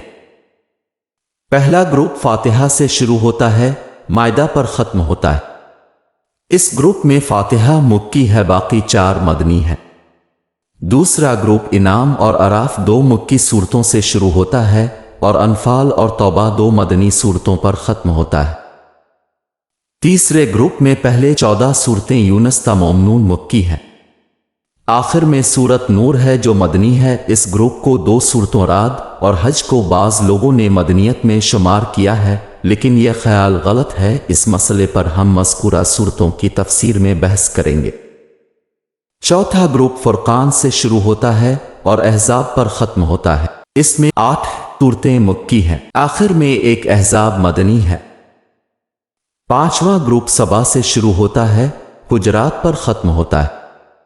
اس میں 13 صورتیں مکی ہیں اور آخری 3 مدنی ہیں۔ چھٹا گروپ قاف سے شروع ہو کر تحریم پر ختم ہوتا ہے۔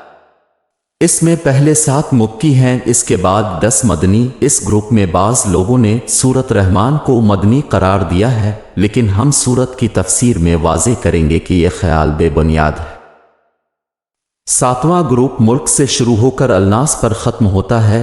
ہمارے نزدیک اس میں بھی مکیت اور مدنیت کی ترتیب اسی طرح ہے جس طرح دوسرے گروپوں میں ہے، لیکن اس کے سورت دہر اور آخری بعض صورتوں کے بارے میں چونکہ اختلافات ہیں، اس وجہ سے ان پر بھی ہم ان صورتوں کی تفسیر ہی میں بحث کریں گے۔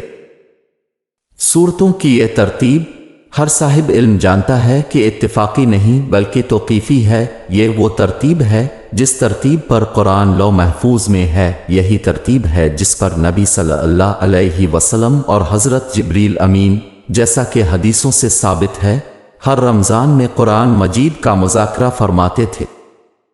اسی ترتیب کے مطابق صحابہ رضی اللہ تعالی عنہم بھی رمضان میں قرآن مجید سنتے سناتے تھے، اور اسی ترتیب کے مطابق سیدنا عثمان غنی رضی اللہ تعالیٰ عنہ نے مصحف کی نقلیں تمام ممالک اسلامیہ میں بھجوائیں۔ اس وجہ سے یہ ترتیب حکمت سے خالی نہیں ہو سکتی۔ قرآن کے مجموعی نظام کا مخفی پہلو، مذکورہ 7 گروپ کی تلاوت اگر بار بار غور اور تدبر کے ساتھ کی جائے تو اس ترتیب کی بہت سی حکمتیں واضح ہوتی ہیں، جن میں سے بعض کی طرف ہم یہاں اشارہ کریں گے۔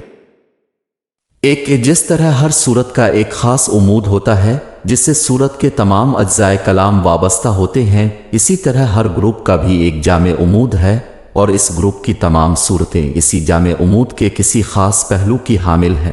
مطالب اگرچہ ہر گروپ میں مشترک سے ہیں، لیکن اس اشتراک کے ساتھ جامع عمود کی چھاپ ہر گروپ پر نمایاں ہے۔ الگ الگ ہر گروپ کے موضوع پر بحث کے لیے موزوں جگہ یہاں نہیں ہے، بلکہ تفسیر میں ہر گروپ کی تمہید میں ہے۔ یہاں مثال کے طور پر اتنی بات ذہن میں رکھے کہ کسی گروپ میں قانون و شریعت کا رنگ غالب ہے، کسی میں ملت ابراہیم علیہ السلام کی تاریخ اور اس کے اصول و فروع کا، کسی میں کشمکش حق اور باطل اور اس کے بارے میں سنن علیہ کے بیان کا حصہ نمایاں ہے، کسی میں نبوت و رسالت اور اس کے خصائص اور امتیازات کا، کسی میں توحید اور اس کے لوازم اور مقنات ابھرے ہوئے نظر آئیں گے، کسی میں باس، حشر و نشر اور ان کے متعلقات۔ آخری گروپ مترات کا ہے جو بیشتر ان مکی صورتوں پر مشتمل ہے جو جھنجھوڑنے اور جگانے والی ہیں اور جنہوں نے پورے عرب میں ہلچل برپا کر دی۔ ہر گروپ میں جو مدنی صورتیں شامل ہیں وہ اپنے گروپ کے مجموعی مزاج سے بالکل ہم ہن اور ہم رنگ ہیں، ان کو اپنے گروپ کی مکی صورتوں سے وہی مناسبت ہے جو مناسبت کسی درخت کی جڑ اور اس کی شاخوں میں ہوتی ہے۔ 3 ہر صورت زوج زوج ہے، یعنی ہر صورت اپنا ایک جوڑا اور مثنیٰ بھی رکھتی ہے، اور ان دونوں میں اسی طرح کی مناسبت ہے جس طرح کی مناسبت زوجین میں ہوتی ہے، یعنی ایک میں جو خلا ہوتا دوسری اس خلا کو بھرتی ہے، ایک میں جو پہلو مخفی ہے دوسری اس کا واجاگر کرتی ہے، اور اس طرح دونوں مل کر چاند اور سورج کی شکل میں نمایاں ہوتی ہے۔ بڑی صورتوں میں اس کو بقرہ اور العمران کی مثال سے اور چھوٹی صورتوں میں معوذ 3 کی مثال سے سمجھے۔ قرآن میں یہ نظام بالکل کائنات کے نظام کے مشابہ ہے۔ اس کائنات میں بھی ہر چیز جوڑا جوڑا ہے۔ یہ بات بھی یاد رکھنے کی ہے کہ حضرت صلی اللہ علیہ وسلم نمازوں میں بالعموم صورتوں کی تلاوت میں اس نسبت کو ملحوظ رکھتے تھے۔ سورت قیامہ اور دہر، سورت صف اور سورت جمعہ، اعلیٰ اور غاشیہ اب نمازوں میں ساتھ ساتھ پڑھتے تھے۔ 4 صرف سورت فاتحہ اس کلیہ سے متصنع ہے۔ اس کی وجہ یہ ہے کہ یہ سورت در حقیقت پورے قرآن کے لیے بمنزلہ دیباچہ ہے۔ اس سورت کی تفسیر میں ہم نے واضح کیا کہ اس نے اپنے اندر پورے قرآن کے بنیادی حقائق جمع کر لیے۔ یہ اپنے گروپ کے لیے بھی دیباچہ کی حیثیت رکھتی ہے اور پورے قرآن کے لیے بھی۔ اس کے مختلف ناموں میں سے ایک نام کافیہ بھی ہے۔ اس سے بھی یہ اشارہ نکلتا ہے کہ یہ خود مکتفی صورت ہے، یہ اپنے ساتھ کسی دوسری صورت کے ملنے کی محتاج نہیں ہے۔ 5 بعض صورتیں ایسی بھی ہیں جن کی حیثیت ضمنی صورت کی ہے، یعنی وہ کسی صورت کے مستقل مسنہ کی حیثیت نہیں رکھتی ہیں، بلکہ اپنی ماسبق کے کسی ایک اہم پہلو کی وضاحت کے طور پر نازل ہوئی ہے۔ اس کی ایک مثال سورت حجرات ہے جو اپنی سابق سورت کی ایک آیت کی توضیح کی حیثیت رکھتی ہے، تفسیر میں اس کی وضاحت آئے گی۔ 6 ہر گروپ پر الگ الگ تدبر کرنے سے یہ بات بھی سامنے آتی ہے کہ ہر ایک کے اندر اسلامی دعوت کے تمام ادوار ابتدا سے لے کر انتہا تک نمایاں ہوئے، البتہ نمایاں ہونے کا پہلو ہر ایک کے اندر مختلف ہے، نیز ایجاز اور تفصیل کے اعتبار سے انداز الگ الگ ہے۔ 7 یہ بات بھی نظر آتی ہے کہ اس ترتیب میں قانون اور شریعت کے گروپ کو تمام دوسرے گروپوں پر مقدم کر دیا گیا ہے اور منظرات کے گروپ کو آخر میں کر دیا گیا ہے۔ یہ اس بات کی طرف اشارہ ہے کہ انذر سے مقصود در حقیقت لوگوں کو غلط راہ سے موڑ کر صحیح راہ پر لگانا ہے، اور صحیح راہ شریعت کی راہ ہے۔ اس وجہ سے جو چیز غایت اور مقصود کی حیثیت رکھتی ہے اس پر سب سے پہلے نگاہ پڑنی چاہیے۔ امت کو بحثیت امت مسلمہ جو دولت عطا ہوئی ہے وہ در حقیقت شریعت ہی ہے جو اہل کتاب سے اس امت کو منتقل ہوئی۔ اس وجہ سے پہلے گروپ میں اہل کتاب کی معزولی بھی بیان ہوئی اور شریعت اسلامی کی تفصیل بھی۔ غور کیجئے تو معلوم ہوگا کہ قرآن کے پہلے گروپ اور اس کے آخری گروپ میں وہی نسبت ہے جو نسبت ایک عمارت اور اس کی بنیاد میں ہوتی ہے۔ جہاں تک تعمیر کا تعلق ہے، تعمیر سے پہلے بنیاد ہوتی ہے لیکن عمارت بن چکنے کے بعد سامنے جو چیز آتی ہے وہ عمارت ہوتی ہے، بنیاد نیچے ہو جاتی ہے۔ جب میرے سامنے قرآن عظیم کے یہ 7 گروپ آتے ہیں اور ساتھ ہی صورتوں کے جوڑے جوڑے ہونے پر نظر پڑتی ہے تو بے ساختہ میرا ذہن سورہ حجر 87 کی طرف منتقل ہو جاتا ہے، لیکن اس آیت سے متعلق چونکہ بہت سی باتیں بحث طلب ہیں، اس وجہ سے اس پر مفصل گفتگو اپنے مقام ہی پر موضوع رہے گی۔ تفسیر قرآن بالقرآن۔ تیسری چیز جو اس تفسیر میں نے بطور اصول کے پیش نظر رکھی ہے وہ یہ ہے کہ قرآن کی تفسیر خود قرآن کی مدد سے کی جائے۔ قرآن نے خود اپنی تعریف ان الفاظ سے کی ہے۔ اللہ تعالیٰ نے بہترین کلام اتارا ہے، کتاب باہم بغیر مشابہ جوڑے جوڑے، سورہ زمر 23۔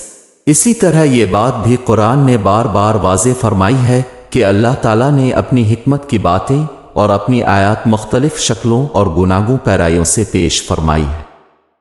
اس کے لیے تصرف کا لفظ استعمال ہوا ہے جس کے معنی گردش دینے کے ہیں۔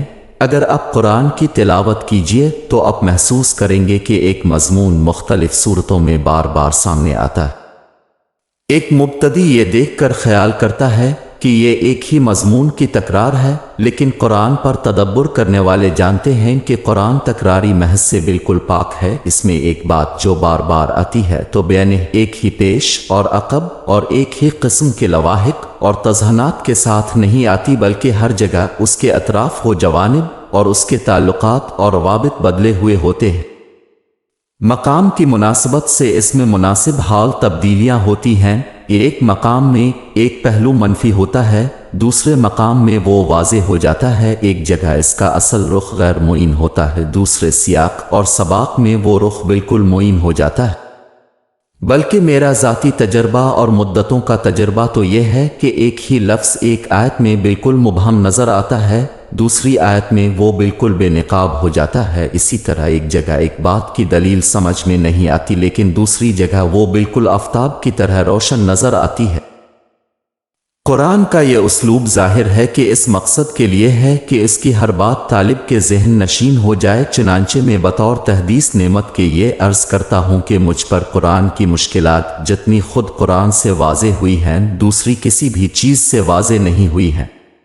میر انیس نے کہا ہے کہ ایک پھول کا مضمون ہو تو 100 رنگ سے باندھو۔ ممکن ہے خود ان کے اپنے کلام کے بارے میں یہ محض شاعرانہ مبالغہ آرائی ہو، لیکن قرآن کے باب میں یہ بات بالکل حق ہے۔ ایک ایک بات اتنے گوناگون اور بو قلم و اس لوحے سے سامنے آتی ہے کہ اگر آدمی ذہن سلیم رکھتا ہو تو اس کو پکڑ ہی لیتا ہے۔ اس تفسیر کو پڑھنے والا انشاءاللہ محسوس کریں گے کہ میں نے نہ صرف آیات کے نظم اور ان کی تعویل کے تعین میں اصلی اعتماد قرآن ہی کے شواہد اور نظائر پر کیا ہے، بلکہ الفاظ اور اسالیب کی مشکلات میں بھی بیشتر قرآن ہی سے استفادہ کیا ہے۔ اس کی وجہ یہ نہیں ہے کہ میں لغت نحو کی کتابوں کے حوالے نہیں دے سکتا تھا، بلکہ اس کی وجہ صرف یہ ہے کہ معنی اور حقائق کی طرح قرآن اپنی ادبی اور نحو مشکلات کے حل کے لیے بھی سب سے زیادہ مستند مرجع ماخذ ہے۔ اس حقیقت کو ہمارے پچھلے علماء نے بھی تسلیم کیا ہے۔ فہم قرآن کے خارجی وسائل۔ فہم قرآن کی خارجی وسائل میں سے جن چیزوں سے جس نوعیت سے میں نے اس تفسیر میں فائدہ اٹھایا ہے، اب مختصر طور پر ان کا تذکرہ کروں گا۔ سنت متواترہ اور مشہورہ۔ جہاں تک قرآن مجید کی اصلاحات کا تعلق ہے، مثلاً صلاۃ، زکوٰۃ، صوم، حج، عمرہ، قربانی، مسجد حرام، صفا مروہ، سعی، طواف وغیرہ، ان کی تفسیر میں نے 100% سنت متواترہ کی روشنی میں کی ہے، اس لیے کہ قرآن مجید اور شریعت کی اصطلاحات کا مفہوم بیان کرنے کا حق صرف صاحب وحی محمد صلی اللہ علیہ وسلم ہی کو ہے۔ اب جس طرح اس کتاب کے لانے والے تھے اسی طرح اس کے معلم اور مبین بھی تھے، اور یہ تعلیم اور تبیین اب کے فریضہ رسالت ہی کا ایک حصہ تھی۔ اب سوال صرف یہ رہ جاتا ہے کہ یہ بات قطعیت کے ساتھ معلوم ہو کہ فلاں اصطلاح کا یہ مطلب خود حضرت صلی اللہ علیہ وسلم نے بتایا ہے۔ جہاں تک معروف دینی اصطلاحات کا تعلق ہے، یہ سوال کچھ زیادہ اہمیت نہیں رکھتا، اس لیے کہ اس قسم کی ساری اصطلاحات کا حقیقی مفہوم بالکل عملی شکل میں سنت متواترہ کے اندر محفوظ کر دیا گیا ہے، اور یہ سنت متواترہ بیان انہی قطعی ذرائع سے ثابت ہے جن سے قرآن مجید ثابت ہے امت کے جس تواتر نے قرآن مجید کو ہم تک منتقل کیا ہے، اسی تواتر نے دین کی تمام اصطلاحات کا عملی مفہوم بھی ہم تک منتقل کیا ہے۔ اگر فرق ہے تو یہ فرق ہے کہ ایک چیز قولی تواتر سے منتقل ہوئی ہے، دوسری چیز عملی تواتر سے۔ اسی وجہ سے اگر قرآن مجید کو ماننا ہم پر واجب ہے تو ان ساری اصطلاحات کی اس عملی صورت کو ماننا بھی واجب ہے جو سلف سے خلف تک با تواتر منتقل ہوئی ہے۔ ان کی صورت میں اگر کوئی جزوی قسم کا اختلاف ہے تو اس اختلاف کی دین میں کوئی اہمیت نہیں ہے۔ 5 وقت کی نمازیں سب جانتے اور مانتے ہیں، اور اس قطعیت کے ساتھ جانتے اور مانتے ہیں کہ جس قطعیت کے ساتھ قرآن کو جانتے اور مانتے ہیں، رہا بعض جزوی امور میں کوئی فرق تو یہ فرق کوئی اہمیت رکھنے والی شے نہیں ہے۔ اس طرح کے معاملات میں دلائل کی روشنی میں جس پہلو پر بھی جس کا اطمینان ہو اس کو اختیار کر سکتا ہے۔ منکرین حدیث کی یہ جسارت کہ وہ صوم اور صلاۃ، حج اور زکوٰۃ اور عمرہ اور قربانی کا مفہوم بھی اپنے جی سے بیان کرتے ہیں، اور امت کے تواتر نے ان کی جو شکل ہم تک منتقل کی ہے اس میں اپنی ہوائے نفس کے مطابق ترمیم اور تغیر کرنا چاہتے ہیں۔ سریعاً خود قرآن مجید کے انکار کے مترادف ہے، اس لیے کہ جس تواتر نے ہم تک قرآن کو منتقل کیا ہے، اسی تواتر نے ان اصطلاحات کی عملی صورتوں کو بھی ہم تک منتقل کیا ہے۔ اگر وہ ان کو نہیں مانتے تو پھر خود قرآن کو ماننے کے لیے بھی کوئی وجہ باقی نہیں رہ جاتی۔ اصطلاحات کے معاملے میں تنہا لغت پر اعتماد بھی ایک بالکل غلط چیز ہے۔ صوم اور صلاۃ کا لغت میں جو مفہوم بھی ہو لیکن دین میں ان کا وہی مفہوم معتبر ہوگا جو شارع نے واضح فرمایا ہے۔ ان دینی اصلاحات کے بارے میں مولانا فراہی اپنے مقدمہ تفسیر میں فرماتے ہیں۔ اسی طرح تمام اصطلاحات شرعیہ مثلا نماز، زکوٰۃ، جہاد، روزہ، حج، مسجد حرام، صفا، مروہ اور مناسک حج وغیرہ اور ان سے جو اعمال متعلق ہیں تواتر اور اتوارث کے ساتھ سلف سے لے کر خلف تک سب محفوظ رہے۔ اس میں جو معمولی جزو اختلافات ہیں وہ بالکل ناقابل لحاظ ہیں۔ شعر کے معنی سب کو معلوم ہے، اگرچہ مختلف ممالک کے شعروں کی شکلوں صورتوں میں کچھ نہ کچھ فرق ہے۔ اسی طرح جو نماز مطلوب ہے وہی نماز ہے جو مسلمان پڑھتے ہیں، ہر چند کہ اس کی صورت وعید میں بعض جزوی اختلافات ہیں۔ جو لوگ اس قسم کی چیزوں میں زیادہ کھوج کرید کرتے ہیں وہ اس دین قیم کے مزاج سے بالکل ہی ناآشنا ہے جس کی تعلیم قرآن پاک نے دی ہے۔ پس جب ایسے اصطلاحی الفاظ کا معاملہ پیش آئے جن کی پوری حد و تصویر قرآن میں نہ بیان ہوئی ہو تو صحیح رائے یہ ہے کہ جتنے حصے پر تمام امت متفق ہے اتنے پر قناعت کرو اور اخبار آحاد پر زیادہ اصرار نہ کرو، ورنہ خود بھی شک میں پڑو گے اور دوسروں کے اعمال کو بھی غلط ٹھہراؤ گے اور تمہارے درمیان کوئی چیز نہ ہوگی جو اس جھگڑے کا فیصلہ کر سکے۔ تمام دینی اصطلاحات کے بارے میں اسی مسلک کو میں صحیح سمجھتا ہوں اور اسی کو میں نے اختیار کیا ہے، البتہ ان کے اسرار و مسالے میں نے واضح کرنے کی کوشش کی ہے اور اس باب میں رہنمائی قرآن اور صحیح احادیث سے حاصل کی ہے۔ احادیث اور آثار صحابہ۔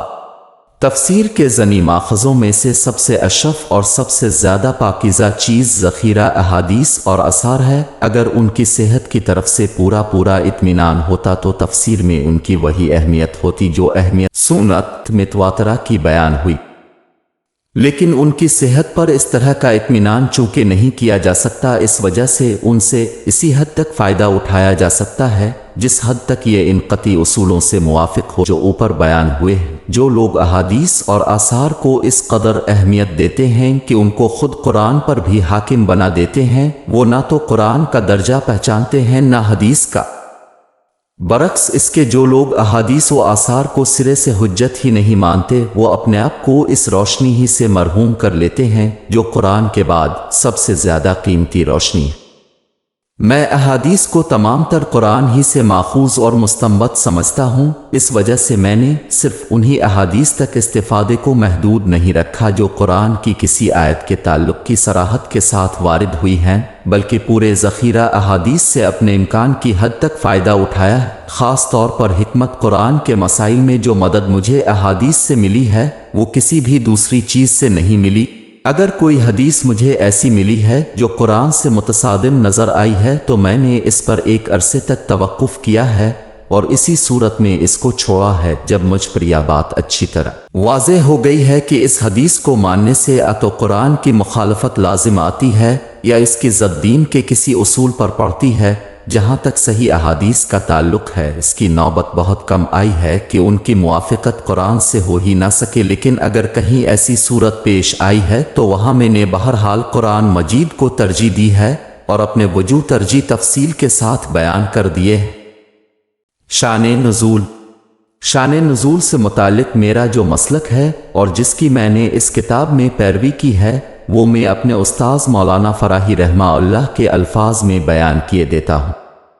مولانا اپنی تفسیر کے مقدمے میں شان نزول سے متعلق لکھتے ہیں، شان نزول کا مطلب جیسا کہ بعض لوگوں نے غلطی سے سمجھا ہے یہ نہیں ہے کہ وہ کسی آیت صورت کے نزول کا سبب ہوتا ہے، بلکہ اس سے مراد لوگوں کی وہ حالت اور کیفیت ہوتی ہے جس پر وہ کلام برسر موقع حاوی ہوتا ہے۔ کوئی صورت ایسی نہیں ہے جس میں کسی خاص امر چند خاص امور کو مد نظر رکھے بغیر کلام کیا گیا ہو، اور وہ امر امور جو کسی صورت میں مد نظر ہوتے ہیں اس صورت کے مرکزی مضمون کے تحت ہوتے ہیں۔ لہذا اگر شان نزول معلوم کرنی ہو تو اس کو خود صورت سے معلوم کرو، جس طرح ایک ماہر طبیب دوا کے نسخہ سے اس شخص کی بیماری معلوم کر سکتا ہے جس کے لیے نسخہ لکھا گیا ہے، اسی طرح تم ہر صورت سے اس کی شان نزول معلوم کر سکتے ہو۔ اگر کلام میں کوئی موضوع پیش نظر ہے تو اس کلام اور اس موضوع میں وہی مناسبت ہوگی جو مناسبت لباس اور جسم میں بلکہ جلد اور بدن میں ہوتی ہے۔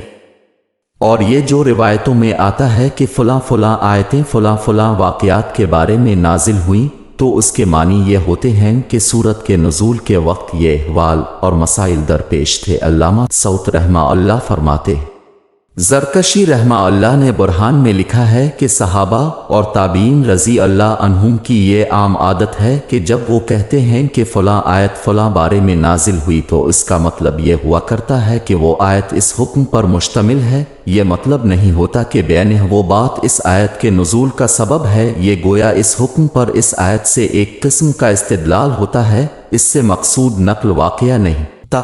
میں کہتا ہوں کہ اسباب نزول میں ایک قابل لحاظ چیز یہ بھی ہے کہ یہ ضروری نہیں کہ آیت اسی زمانے میں نازل ہوئی ہو جس زمانے میں واقعہ پیش آیا۔ زرکشی رحمہ اللہ کے اس بیان سے وہ مشکل حل ہو جاتی ہے جس کا ذکر امام رازی رحمہ اللہ نے سورۃ انعام کی تفسیر میں کیا ہے۔ امام رازی رحمہ اللہ فرماتے ہیں، مجھے یہاں ایک سخت اشکال پیش آیا ہے، وہ یہ کہ لوگ اس امر پر متفق ہیں کہ یہ پوری سورت بیک وقت نازل ہوئی ہے۔ اگر صورت معاملہ یہ ہے تو پھر ہر آیت کے بارے میں یہ کہنا کس طرح صحیح ہو سکتا ہے کہ اس کا سبب نزول فلاں واقعہ ہے؟ پس ہمارے نزدیک جیسا کہ اوپر کی تفصیل سے واضح ہوا، صورت معاملہ یہ ہے کہ جس وقت جو صورت بھی نازل کی گئی ہے اس غرض سے نازل کی گئی ہے کہ جو معاملات محتاج توضیح اور تشریح ہیں ان کی توضیح اور تشریح کر دی جائے، اور کلام ایسا ہو کہ اس کے نظم میں کسی قسم کا التباس اور ابہام نہ ہو۔ جس طرح ایک ماہر اور حکیم خطیب اپنے سامنے کے خاص حالات اور توقفات کی بنا پر ایک خطبہ دیتا ہے کہ بسا اوقات وہ ایک خاص معاملے کا ذکر اگرچہ نظر انداز کر جاتا ہے لیکن اس کا کلام اس طرح کے تمام معاملات اور احوال پر حاوی ہوتا ہے، اور کبھی ایسا ہوتا ہے کہ وہ ذکر تو کسی خاص معاملے یا کسی خاص شخص کا کرتا ہے لیکن کلام ایک عالمگیر بارش کی طرح بالکل عالم اور ہماگیر ہوتا ہے۔ اس طرح قرآن حکیم کا نزول بھی ہوا ہے۔ پس اگر تم تمانیت اور یقین کے طالب ہو تو شان نزول کی پیروی میں سر رشتہ نظم کو ہرگز ہاتھ سے نہ دینا، ورنہ تمہاری مثال صحرا کے اس مسافر کی مانند ہو جائے گی جو اندھیرے میں کسی چوراہے پر پہنچ گیا ہے اور نہیں جانتا کہ اب کدھر جائے۔ شان نزول خود قرآن کے اندر سے اخذ کرنی چاہیے اور احادیث اور آثار کے ذخیرے میں سے صرف وہ چیزیں لینی چاہیے جو نظم قرآن کی موافقت کریں، نہ کہ اس کے سارے نظم کو درہم برہم کر کے رکھ دیں۔ میں نے شان نزول کے معاملے میں ٹھیک اسی طریقے کی پیروی کی ہے۔ واقعات کو صرف انہی آیات کی تفسیر میں اہمیت دی ہے جن میں کسی واقعے کی تصریحات المیخ ہے، اور ان کو بھی ان تمام غیر ضروری تفصیلات سے الگ کر کے لیا ہے جن کی تائید قرآن کے الفاظ اشارات سے نہیں ہوتی۔ کتب تفسیر تفسیر کی کتابوں میں سے 3 تفسیریں بالعموم میرے پیش نظر رہی ہیں: تفسیر ابن جریر رحمہ اللہ، تفسیر رازی رحمہ اللہ، تفسیر زمخشر رحمہ اللہ۔ اقوال سلف کا مجموعہ تفسیر ابن جریر ہے۔ متکلمین کی قیل اور قال اور عقلی موشگافیاں تفسیر کبیر میں موجود ہیں۔ نحو و اعراب کے مسائل کشاف میں مل جاتے ہیں۔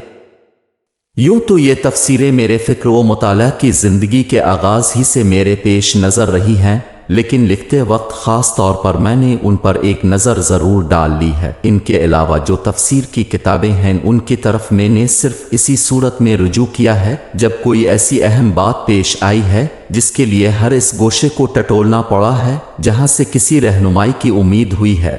ان کتابوں سے میرے استفادے کی نوعیت یہ نہیں ہے کہ میں نے کوئی بات مجرد ان کے اعتماد پر لکھ دی ہو، بلکہ صرف وہی بات ان کی لی ہے جو ان اصولوں پر پوری اتری ہے جن کا ذکر میں نے اوپر کیا ہے۔ ہمارا طریقہ جیسا کہ اوپر بیان ہوا یہ ہے کہ ہم ہر صورت اور ہر آیت پر اس کے الفاظ، اس کے سیاق و سباق، اس کے نظم اور قرآن میں اس کے شواہد و نظائر کی روشنی میں غور کرتے ہیں۔ اس طرح جو باتیں سمجھ میں آ جاتی ہیں مزید اطمینان کے لیے ان کو تفسیروں میں بھی دیکھ لیتے ہیں۔ جس نتیجے تک ہم پہنچتے ہیں ان کی تائید اگر تفسیروں سے بھی ہو جاتی ہے تو اس سے مزید اطمینان حاصل ہو جاتا ہے۔ اگر تفسیروں سے اس کی تائید نہیں ہوتی تو اس پر غور و فکر جاری رکھتے ہیں تاکہ تو اپنی غلطی دلائل کے ساتھ واضح ہو جائے، تفسیروں میں جو بات ہے اس کے ذوف کے وجود دلائل سامنے آ جائے۔ ہمارے نزدیک تفسیروں سے فائدہ اٹھانے کا صحیح طریقہ یہی ہے۔ یہی وجہ ہے کہ اس کتاب میں تفسیروں کے حوالے بہت زیادہ نہیں ملیں گے، صرف انہی مقامات میں ان کے حوالے میں نے دیے ہیں جہاں مسئلے کی اہمیت اس کی دائی ہوئی ہے یا قاری کے اطمینان کے نقطہ نظر سے حوالے کی ضرورت و اہمیت محسوس ہوئی ہے۔ اہم مقامات میں سے جہاں میں اپنی تائید میں کوئی حوالہ نہیں دے سکا ہوں وہاں اپنے نقطہ نظر کی تائید میں اتنے دلائل جمع کر دیے ہیں جو انشاءاللہ اطمینان پیدا کرنے کے لیے کافی ہوں گے۔ قدیم آسمانی صحیفے۔ قرآن مجید میں جگہ جگہ قدیم آسمانی صحیفوں، تورات، زبور، انجیل کے حوالے ہیں۔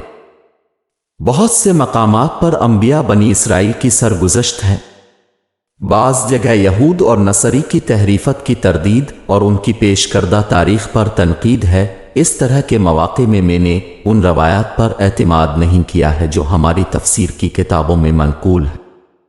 یہ روایات زیادہ تر سنی سنائی باتوں پر مبنی ہے، اس وجہ سے نہ تو یہ اہل کتاب پر حجت ہو سکتی ہیں اور نہ ان سے خود اپنے ہی دل کے اندر اطمینان پیدا ہوتا ہے۔ ایسے مواقع پر میں نے بحث و تنقید کی بنیاد اصل ماخذوں یعنی تورات و انجیل پر رکھی ہے۔ جس حد تک قرآن اور قدیم صحیفوں میں موافقت ہے وہ موافقت میں نے دکھا دی ہے، اور جہاں فرق ہے وہاں قرآن کے بیان کی حجت اور قوت واضح کی کر دی ہے۔ تفسیر کی پہلی جلد میں بقرہ اور العمران دونوں کی تفسیر میں ایسے بہت سے مرکے ملیں گے جن کو پڑھ کر قارئین یہ اندازہ کر سکیں گے کہ فی الواقع قرآن کا اصل زور اسی وقت واضح ہوتا ہے جب کسی معاملے میں اس کے بیان کو تورات اور انجیل کے مقابلے میں رکھ کر جانچا جائے۔ ان مقابل بحثوں کے علاوہ یہ بھی ایک حقیقت ہے کہ جس طرح قرآن مجید اللہ کی کتاب ہے، اسی طرح تورات، زبور اور انجیل بھی اللہ ہی کے اتارے ہوئے صحیفے۔ اگر ان کے بدقسمت حاملوں نے ان صحیفوں میں تحریف نہ کر دی ہوتی تو یہ بھی اسی طرح ہمارے لیے رحمت و برکت تھے جس طرح قرآن ہے، لیکن ان تحریفات کے باوجود آج بھی ان کے اندر حکمت کے خزانے ہیں۔ اگر آدمی ان کو پڑھے تو یہ حقیقت آفتاب کی طرح سامنے آتی ہے کہ ان صحیفوں کا سرچشمہ بھی بلا شبہ وہی ہے جو قرآن کا ہے۔ میں ان کو بار بار پڑھنے کے بعد اس رائے کا اظہار کرتا ہوں کہ قرآن کی حکمت کے سمجھنے میں جو مدد ان صحیفوں سے ملتی ہے وہ مدد مشکل ہی سے کسی دوسری چیز سے ملتی ہے۔ خاص طور پر زبور، امثال اور انجیلوں کو پڑھیے تو ان کے اندر ایمان کو وہ غذا ملتی ہے جو قرآن اور حدیث کے سوا اور کہیں بھی نہیں ملتی۔ حیرت ہوتی ہے کہ جن قوموں کے پاس یہ صحیفے موجود تھے وہ قرآن اور پیغمبر آخر الزمان صلی اللہ علیہ وسلم کی تعلیمات سے کیوں محروم رہیں۔ تاریخ عرب۔ قرآن میں عرب کی پچھلی قوموں مثلاً عاد، سمود، مدین اور قوم لوط وغیرہ کی تباہی کا ذکر ہے، ساتھ ہی ان کے مقدت، ان کے انبیاء کی دعوت اور اس دعوت پر ان کے رد عمل کی طرف اشارات ہیں۔ علاوہ ازیں حضرت ابراہیم علیہ السلام اور حضرت اسماعیل علیہ السلام کی عرب میں آمد، ان کی قربانی، ان کی دعوت، ان کے ہاتھوں تعمیر بیت اللہ اور ان کی برکت سے عرب کے اخلاقی، تمدنی، معاشرتی، معاشی حالات کی تبدیلی کا مختلف اسلوبوں سے بیان ہے۔ بعد میں قریش نے دین ابراہیم علیہ السلام کو جس طرح مسخ کیا اور بیت اللہ کو جو مرکز توحید تھا جس طرح ایک بت خانہ بنایا، اور اس کے نتیجے میں جو رسوم، جو بدعتیں ظہور میں آئیں، ان کے جگہ جگہ حوالے ہیں۔ ان ساری باتوں کو اچھی طرح سمجھنے کے لیے ضرورت ہے کہ اس دور کی پوری تاریخ پر آدمی کی نظر ہو، لیکن بدقسمتی سے اس دور کی کوئی مستند تاریخ موجود نہیں۔ حضرت ابراہیم اور حضرت اسماعیل علیہ السلام کی تاریخ کا بھی وہ حصہ جو عرب میں ان کی آمد اور تعمیر بیت اللہ اور قربانی وغیرہ سے متعلق تھا، وہ جیسا کہ تفسیر سورہ بقرہ میں معلوم ہوگا، یہود نے بالکل بدل ڈالا۔ مختلف کتابوں سے جو جستہ جستہ معلومات حاصل ہوتی ہیں وہ اگرچہ مفید ہیں لیکن کافی نہیں۔ عرب کے شعراء اور خطبہ کے کلام میں ظاہر ہے کہ اس طرح کی باتوں کی طرف صرف اشارات مل سکتے ہیں جو اگرچہ نہایت کارآمد ہیں، تاہم ان کی حیثیت اشارات کی ہے۔ میں نے جہاں جہاں سے کچھ معلومات حاصل ہونے کی بو پائی ہے وہاں پہنچنے کی کوشش کی ہے، اور اس میں شبہ نہیں کہ اس کوشش سے مجھے بعض قیمتی معلومات حاصل ہوئی ہیں جن سے میں نے قرآن کے بعض اشارات کھولنے میں مدد لی ہے، لیکن واقعہ یہ ہے کہ اس باب میں مجھے اصلی اعتماد قرآن مجید ہی پر کرنا پڑا ہے۔ میں نے تاریخ کی روایت میں سے انہی باتوں کو لیا ہے جن کی تائید مجھے خود قرآن سے بھی حاصل ہو گئی ہے، اور یہ کچھ بھی ہوا ہے سب اللہ تعالیٰ کی توفیق اور اس کی مدد سے ہوا ہے۔ 4 قرآن کے طالبوں کے لیے چند ہدایات۔ یہاں تک میں نے فہم قرآن کے جن خارجی اور داخلی شرائط کا ذکر کیا ہے، یہ سب باتیں علمی اور فنی نوعیت کی ہیں۔ میں نے خود ان کو ملحوظ رکھا ہے، اور میرا خیال یہ ہے کہ انہیں ملحوظ رکھے بغیر کوئی شخص قرآن سے صحیح استفادہ نہیں کر سکتا، لیکن ان کی حیثیت بہرحال وسائل کار اور اسلحہ کی ہے۔ جس طرح اسلحہ جنگ کے لیے ضروری ہیں، اسی طرح یہ وسائل فہم قرآن کے لیے ناگزیر ہیں۔ مگر معلوم ہے کہ جنگ کے لیے صرف ہتھیار ہی کافی نہیں ہوتے، بلکہ اس کو اس کی فتح اور شکست میں اصلی عامل کی حیثیت دل کو حاصل ہے۔ اگر آدمی کے سینے میں مضبوط اور بہادر دل نہ ہو تو اس کو 1000 اسلحہ سے لیس کر دیجئے لیکن وہ کامیاب لڑائی نہیں لڑ سکتا۔ برمخنث صلاح جنگ چاسو۔ اسی طرح فہم قرآن کے کام میں ان شرائط کی نگہداشت ہر چند ضروری ہے، لیکن ان شرائط کی نگہداشت سے زیادہ ضروری یہ ہے کہ آدمی اپنے دل کے رخ کو صحیح رکھے۔ اگر دل کا رخ صحیح نہ ہو تو ہر چیز بالکل بے سود ہو کے رہ جاتی ہے۔ اب میں چند باتیں دل کے رخ کو صحیح رکھنے کے لیے عرض کرتا ہوں۔ نیت کی پاکیزگی۔ اس کے لیے سب سے پہلی چیز نیت کی پاکیزگی ہے۔ نیت کی پاکیزگی سے میرا مطلب یہ ہے کہ آدمی قرآن مجید کی صرف طلب ہدایت کے لیے پڑھے، کسی اور غرض کو سامنے رکھ کے نہ پڑھے۔ اگر طلب ہدایت کے سوا آدمی کے سامنے کوئی اور غرض ہوگی تو وہ نہ صرف قرآن کے فیض ہی سے محروم رہے گا، بلکہ اندیشہ اس بات کا بھی ہے کہ قرآن سے جتنا دور وہ اب تک رہا اس سے بھی کچھ زیادہ دور ہٹ جائے۔ اگر آدمی قرآن پر اس لیے ہامہ فرسائی کرے کہ لوگ اسے مفسر قرآن سمجھنے لگیں اور وہ کوئی تفسیر لکھ کر جلد سے جلد شہرت اور نفع حاصل کر سکے تو ممکن ہے اس کی یہ غرض حاصل ہو جائے، لیکن قرآن کے علم سے وہ محروم ہی رہے گا۔ اسی طرح اگر آدمی کے کچھ اپنے نظریات ہوں اور وہ قرآن کی طرف اس لیے رجوع کرے کہ اس کے ان نظریات کے لیے قرآن سے کچھ دلائل ہاتھ آ جائیں تو ممکن ہے وہ قرآن سے کچھ الٹی سیدھی دلیلیں گھڑنے میں کامیاب ہو جائے، لیکن ساتھ ہی وہ اپنی اس حرکت کے سبب سے اپنے اوپر قرآن کا دروازہ بالکل بند کر لے گا۔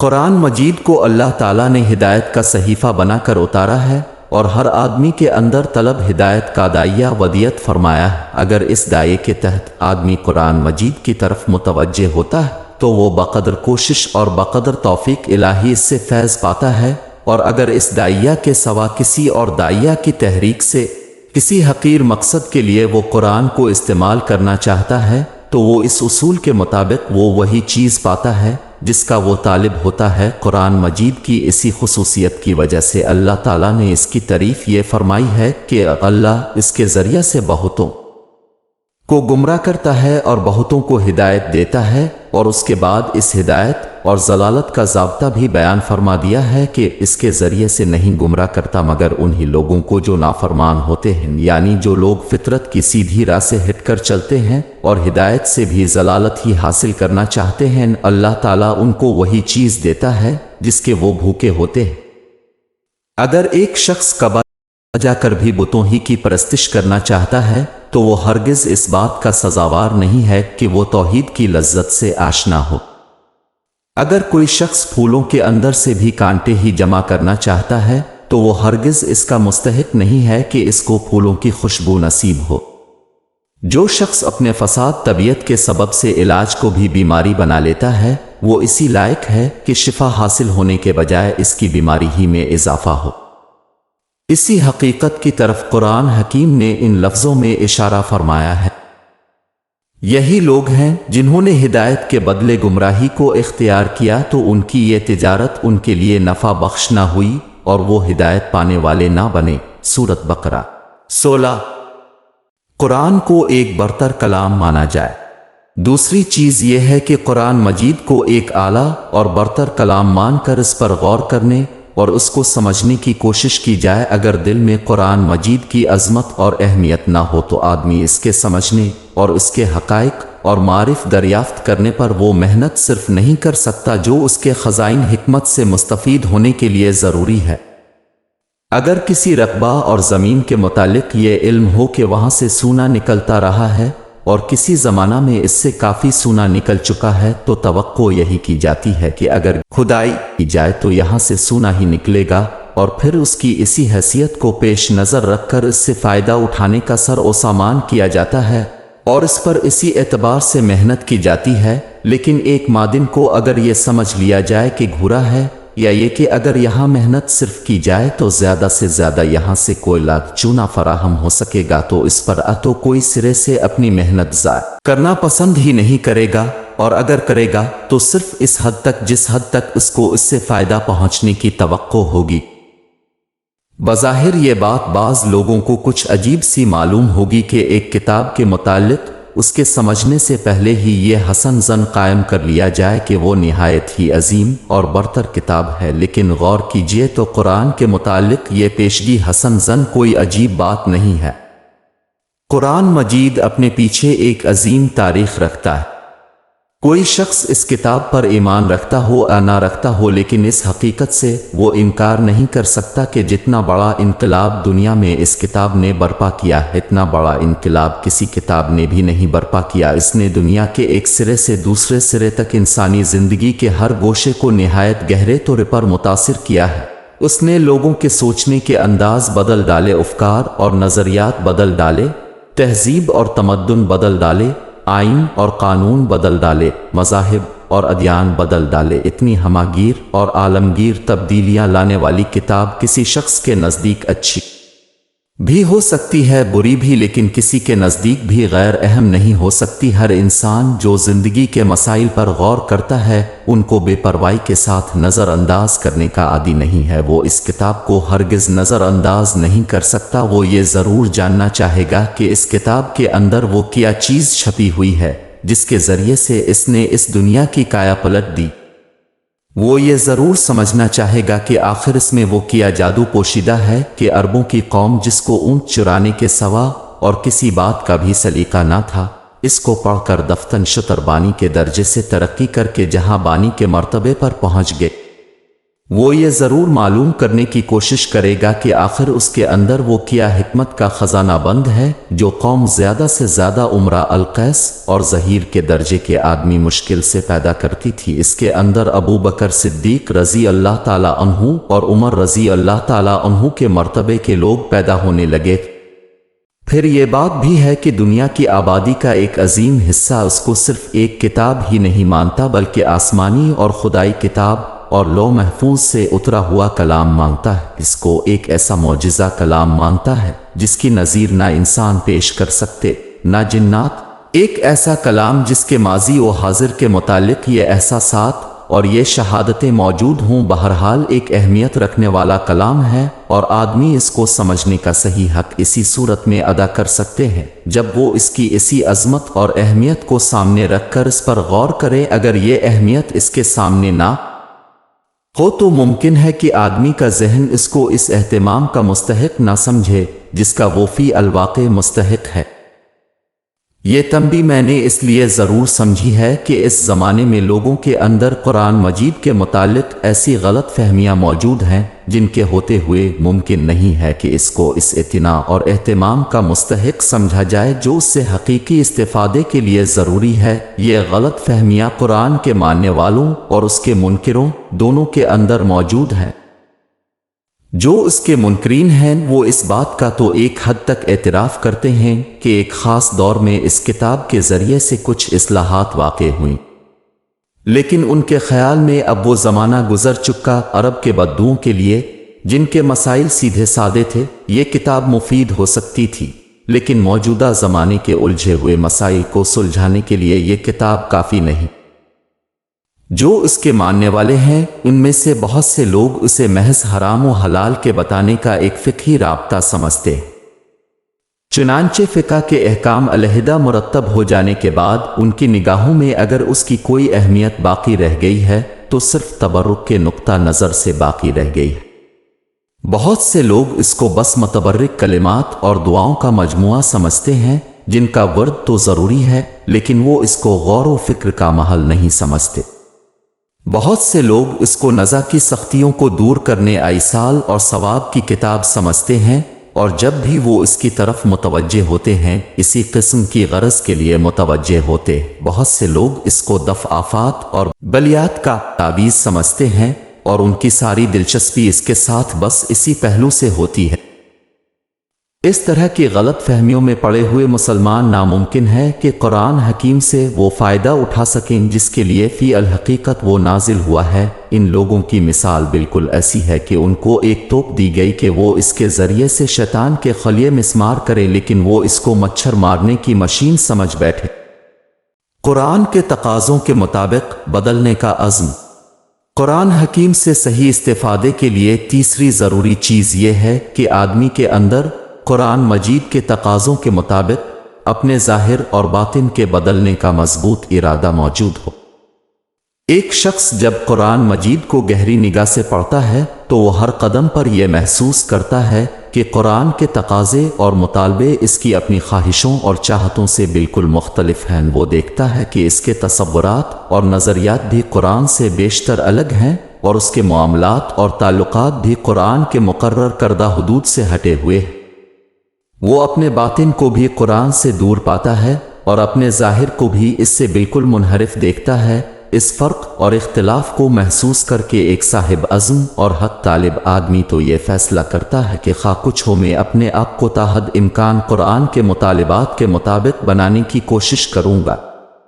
وہ ہر قسم کی قربانیاں کر کے، ہر طرح کے مصائب جھیل کر، ہر نوع کی ناگواریاں برداشت کر کے اپنے آپ کو قرآن کے مطابق بنانے کی کوشش کرتا ہے اور اپنی نیت کے مطابق اللہ تعالیٰ کی طرف سے اس کی توفیق پاتا ہے۔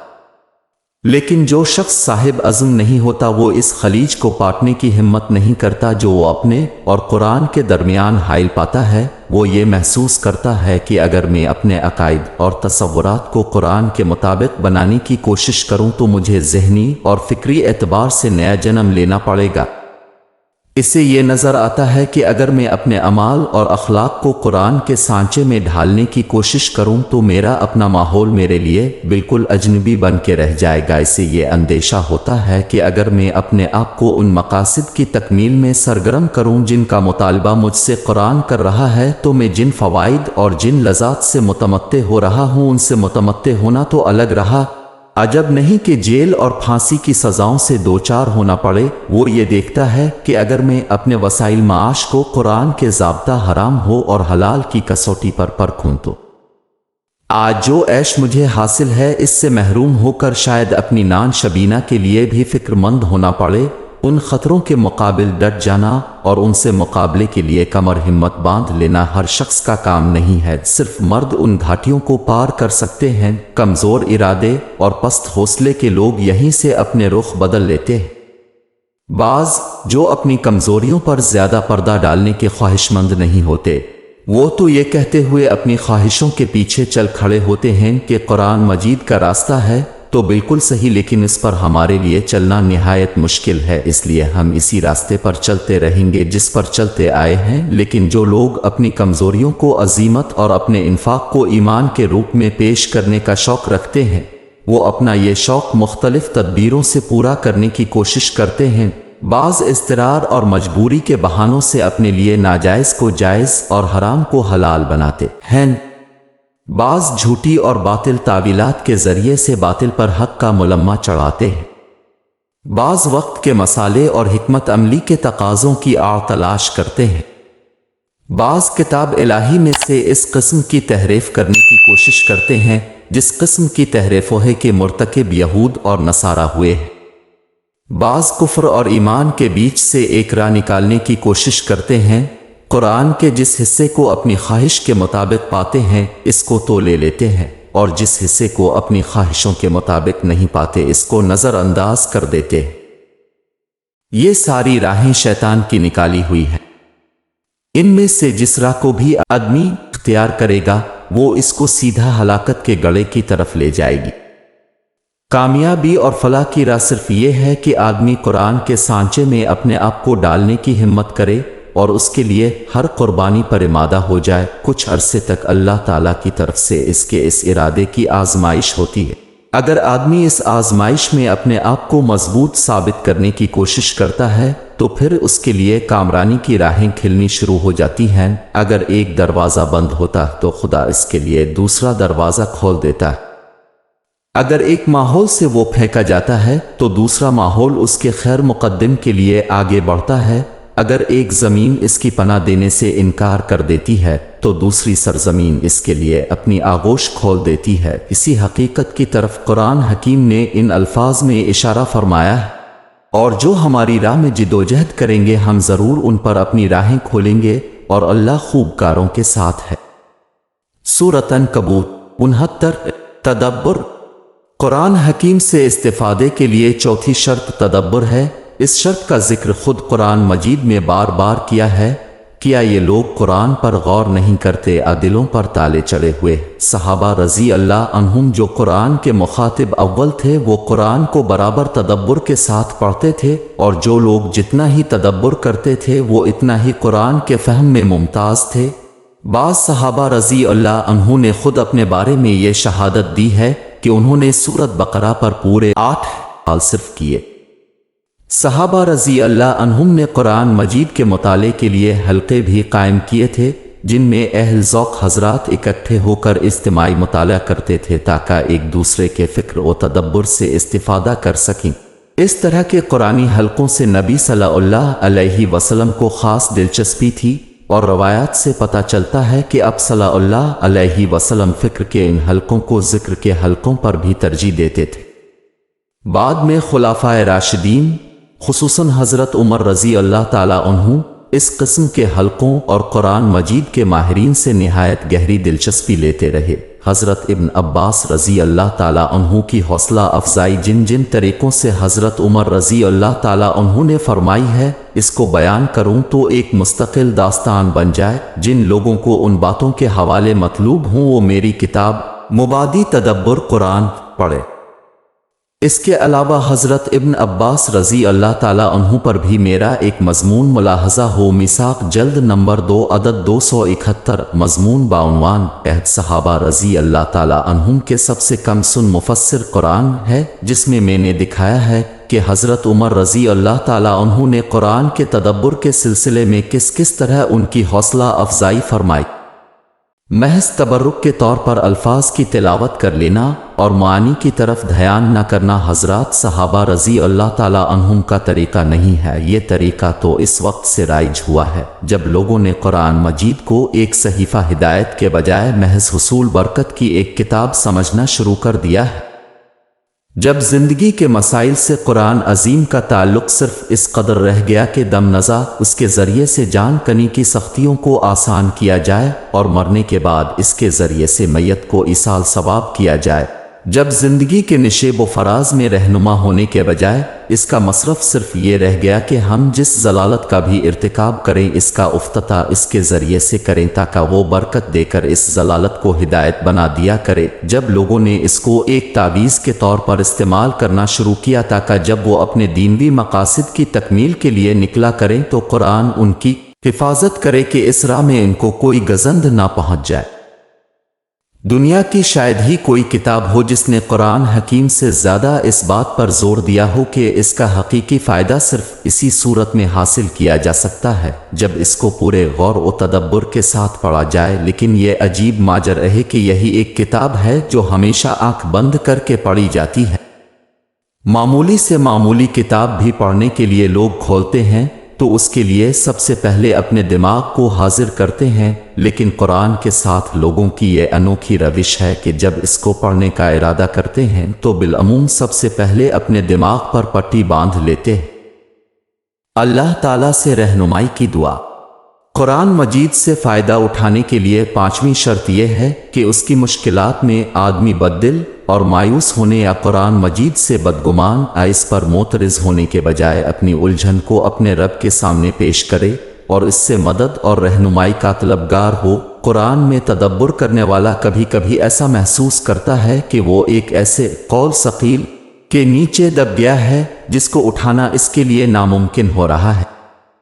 اسی طرح وہ کبھی کبھی ایسا محسوس کرتا ہے کہ اس کے سامنے کوئی ایسی مشکل آ گئی ہے جس کی کوئی ایسی تعویل ممکن ہی نہیں ہے جس پر دل کو اطمینان ہو سکے۔ اس طرح کی عملی اور فکری مشکلوں اور الجھنوں سے نکلنے کا صحیح اور آزمودہ راستہ یہ ہے کہ آدمی اپنی جدوجہد کے ساتھ ساتھ اللہ تعالیٰ سے مدد اور رہنمائی کے لیے دعا بھی کرتا رہے۔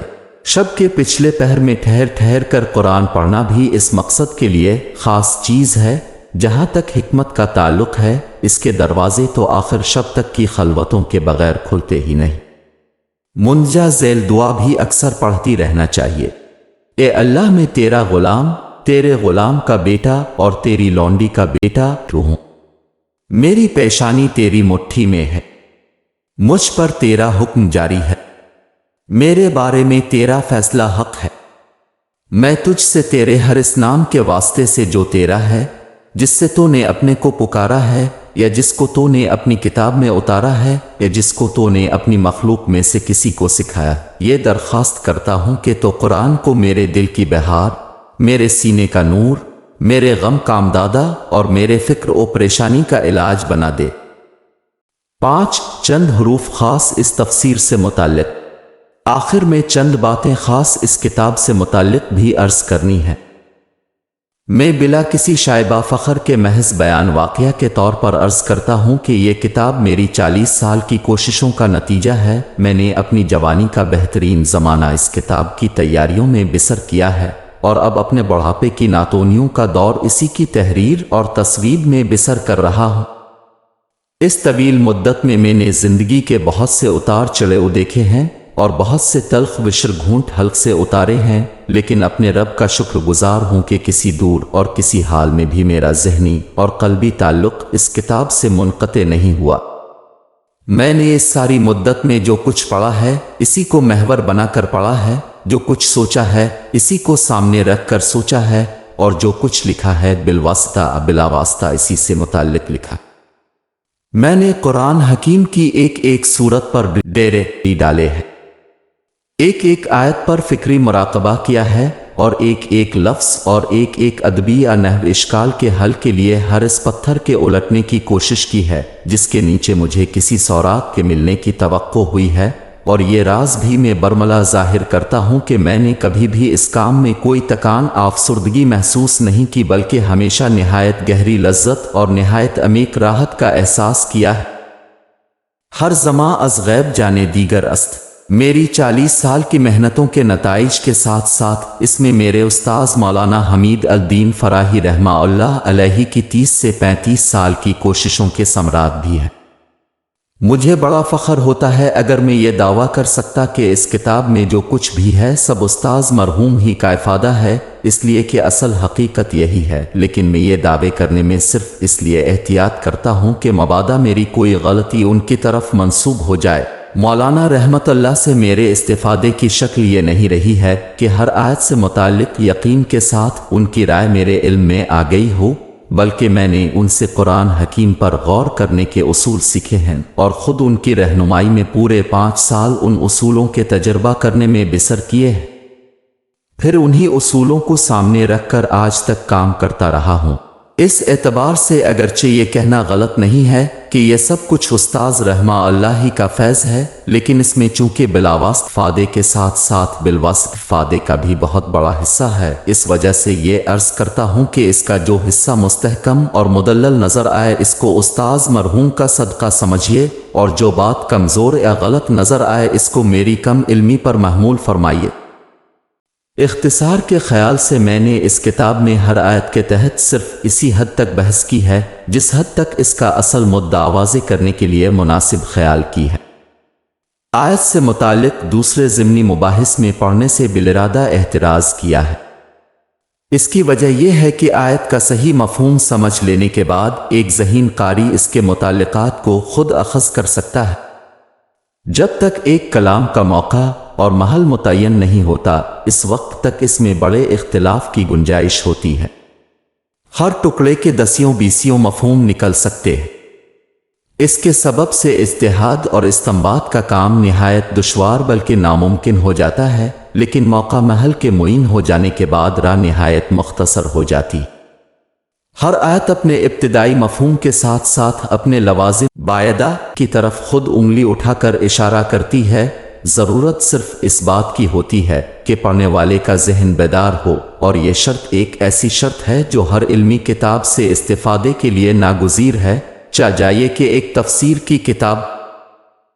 اس کتاب میں دوسری تفسیروں کے حوالے زیادہ نہیں ملیں گے، اس کی وجہ جیسا کہ اوپر اصولی مباحث کے ضمن میں عرض کر چکا ہوں یہ ہے کہ اس کی بنیاد مروجہ طریقہ تفسیر کی طرح تفسیر کی کتابوں پر نہیں بلکہ براہ راست فہم قرآن کے اصلی وسائل اور ذرائع پر ہے، تاہم خاص اہم مباحث میں ان تفسیروں اور ان ارباب تعویل کے حوالے بھی میں نے دیے ہیں جن کی تائید مجھے حاصل ہو سکتی ہے۔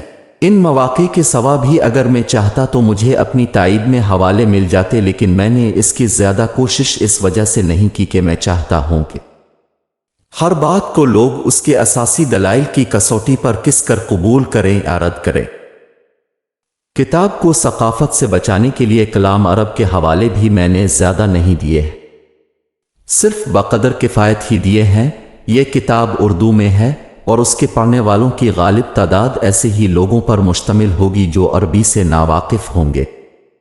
ایسے لوگوں کے لیے شعر عرب کے حوالے نامانوس بھی ہوں گے اور غیر مفید بھی۔ اس کمی کی تلافی میں نے قرآن مجید کے نظائر اور شواہد سے اچھی طرح کر دی ہے، اور یہ بات اپنی جگہ پر مسلم ہے کہ قرآن کی تفسیر خود قرآن سے سب سے زیادہ قابل اطمینان تفسیر ہے۔ تاہم یہ بات نہیں ہے کہ کلام عرب کو میں نے بالکل ہی نظر انداز کیا ہو۔ اہم ادبی اور نحو اشکالات کے مواقع میں اس سے بھی میں نے پورا فائدہ اٹھایا ہے اور اس کے حوالے بھی نقل کیے ہیں۔ میں اپنے رب کو گواہ کر کے کہتا ہوں کہ میں نے اس کتاب میں کسی ایک آیت کی بھی ایسی تفسیر نہیں کی ہے جس میں مجھے کوئی تردد ہو۔ جہاں ذرا بھی کوئی تردد ہوا ہے میں نے بے تکلف اس کی طرف اشارہ کر دیا ہے۔ اسی طرح یہ بات بھی عرض کرتا ہوں کہ کسی ایک مقام میں بھی میں نے یہ کوشش نہیں کی ہے کہ کسی آیت کو اس کے حقیقی مفہوم سے ہٹا کر اپنے کسی نظریے یا کسی خیال کی تائید کے لیے استعمال کروں۔ قرآن سے باہر کی کسی چیز سے بھی کبھی میری کوئی خاص قلبی اور ذہنی وابستگی نہیں ہوئی، اگر ہوئی ہے تو قرآن ہی کے لیے اور قرآن ہی کے تحت ہوئی ہے۔ اس کتاب کے پڑھنے والے محسوس کریں گے کہ جہاں کہیں مجھے اپنے استاذ رحم اللہ سے بھی اختلاف ہوا ہے میں نے بے جھجک اس کا بھی اظہار کر دیا ہے۔ اللہ تعالیٰ کی کتاب عزیز کی ایک نہایت ہی حقیر خدمت کی حیثیت سے اسے اس کے قدردانوں کی خدمت میں پیش کر رہا ہوں۔ اس وقت میرے دل میں جو جذبات ہیں ان کی تعبیر سے میرا قلم قاصر ہے۔ اللہ تعالیٰ اس ناچیز خدمت کو قبول فرمائے۔ لغزشوں اور کوتاہیوں کو معاف فرمائے، اللہ کے بندوں اور بندیوں کو اس سے نفع پہنچے اور آخرت میں میری نجات کا ذریعہ بنے۔